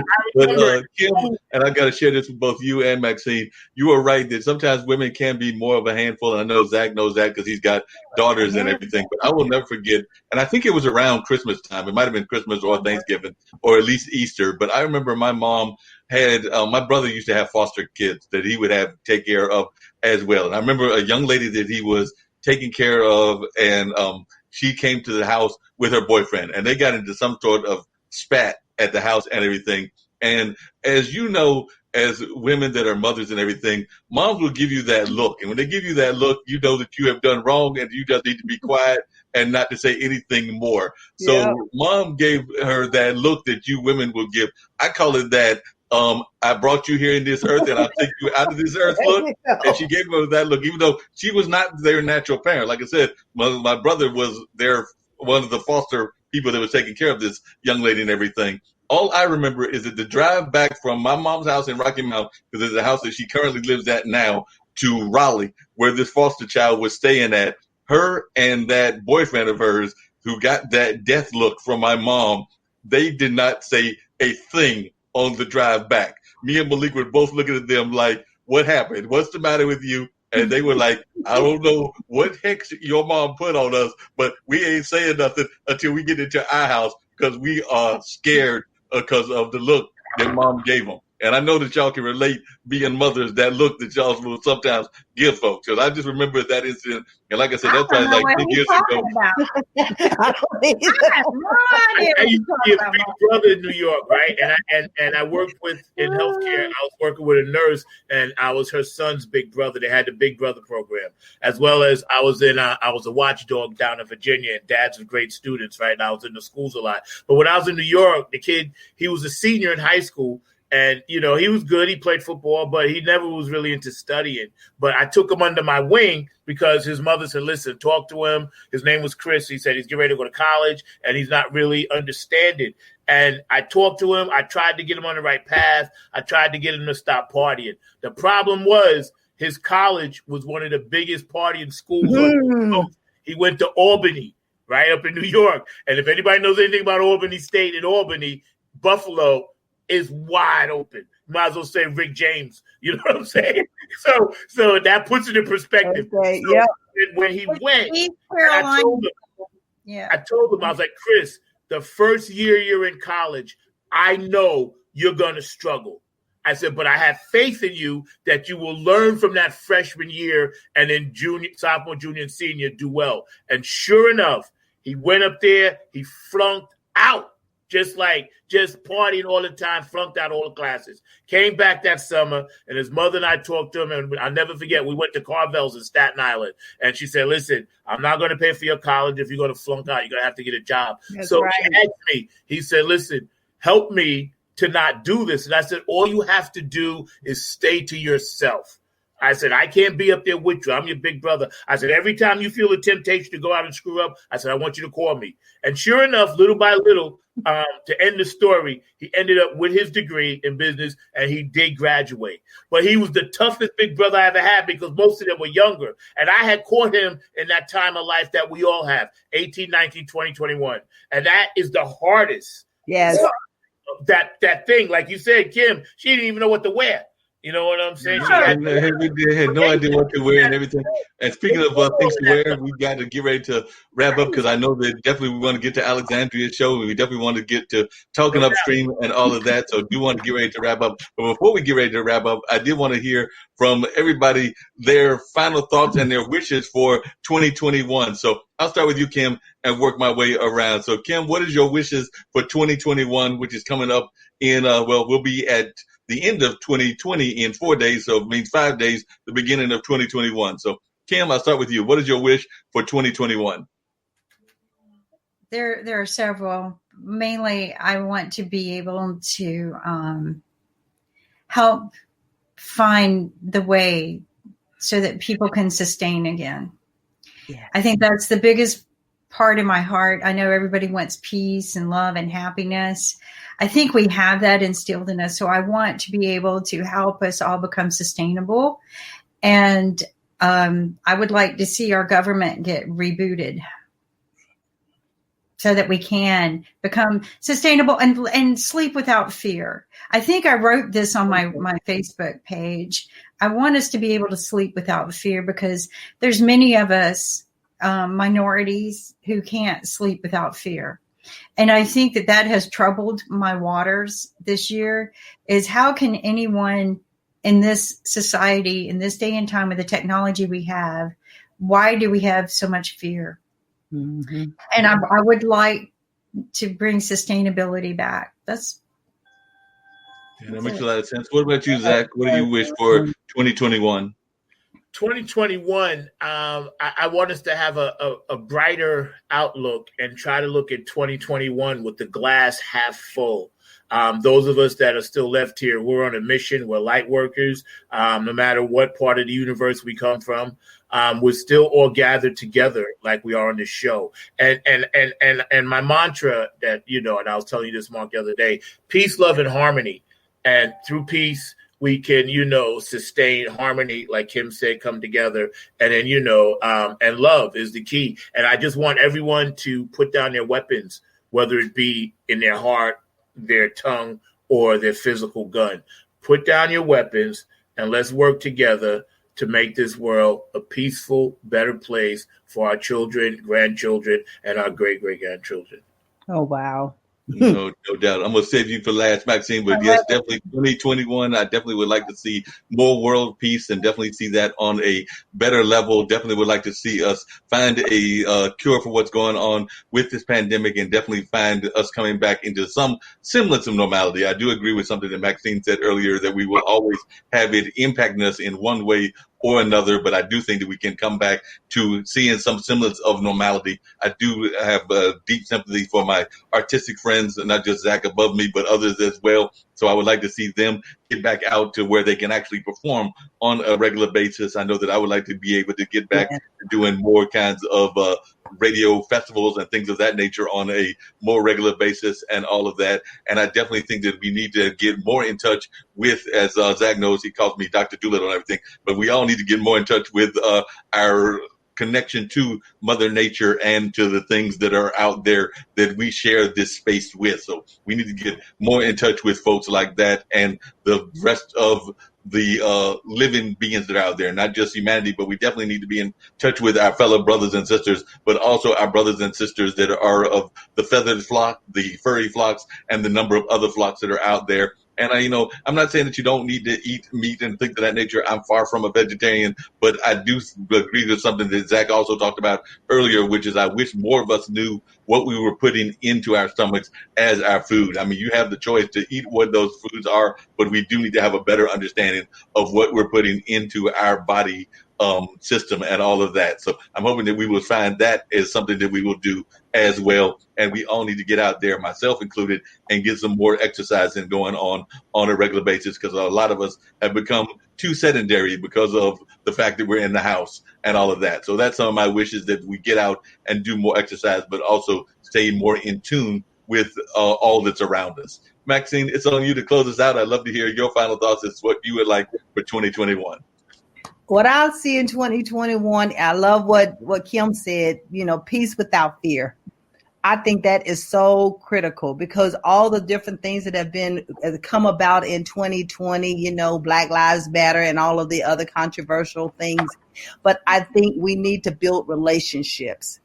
I think that is so critical, and build relationships across the board, across ethnicities, across nations, across the universe, across the world. Is not just here in our backyard, but we also need to look at what our fellow men and women need.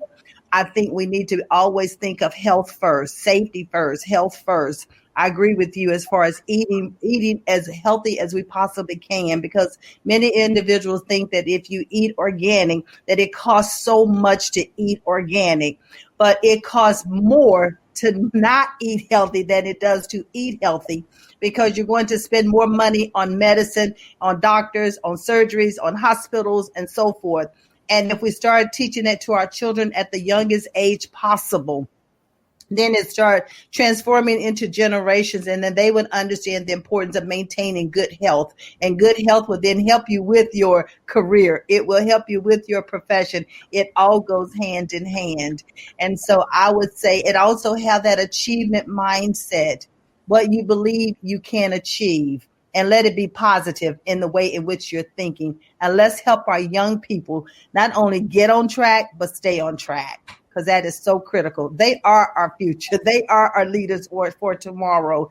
And we need to invest in them as well today and not keep waiting.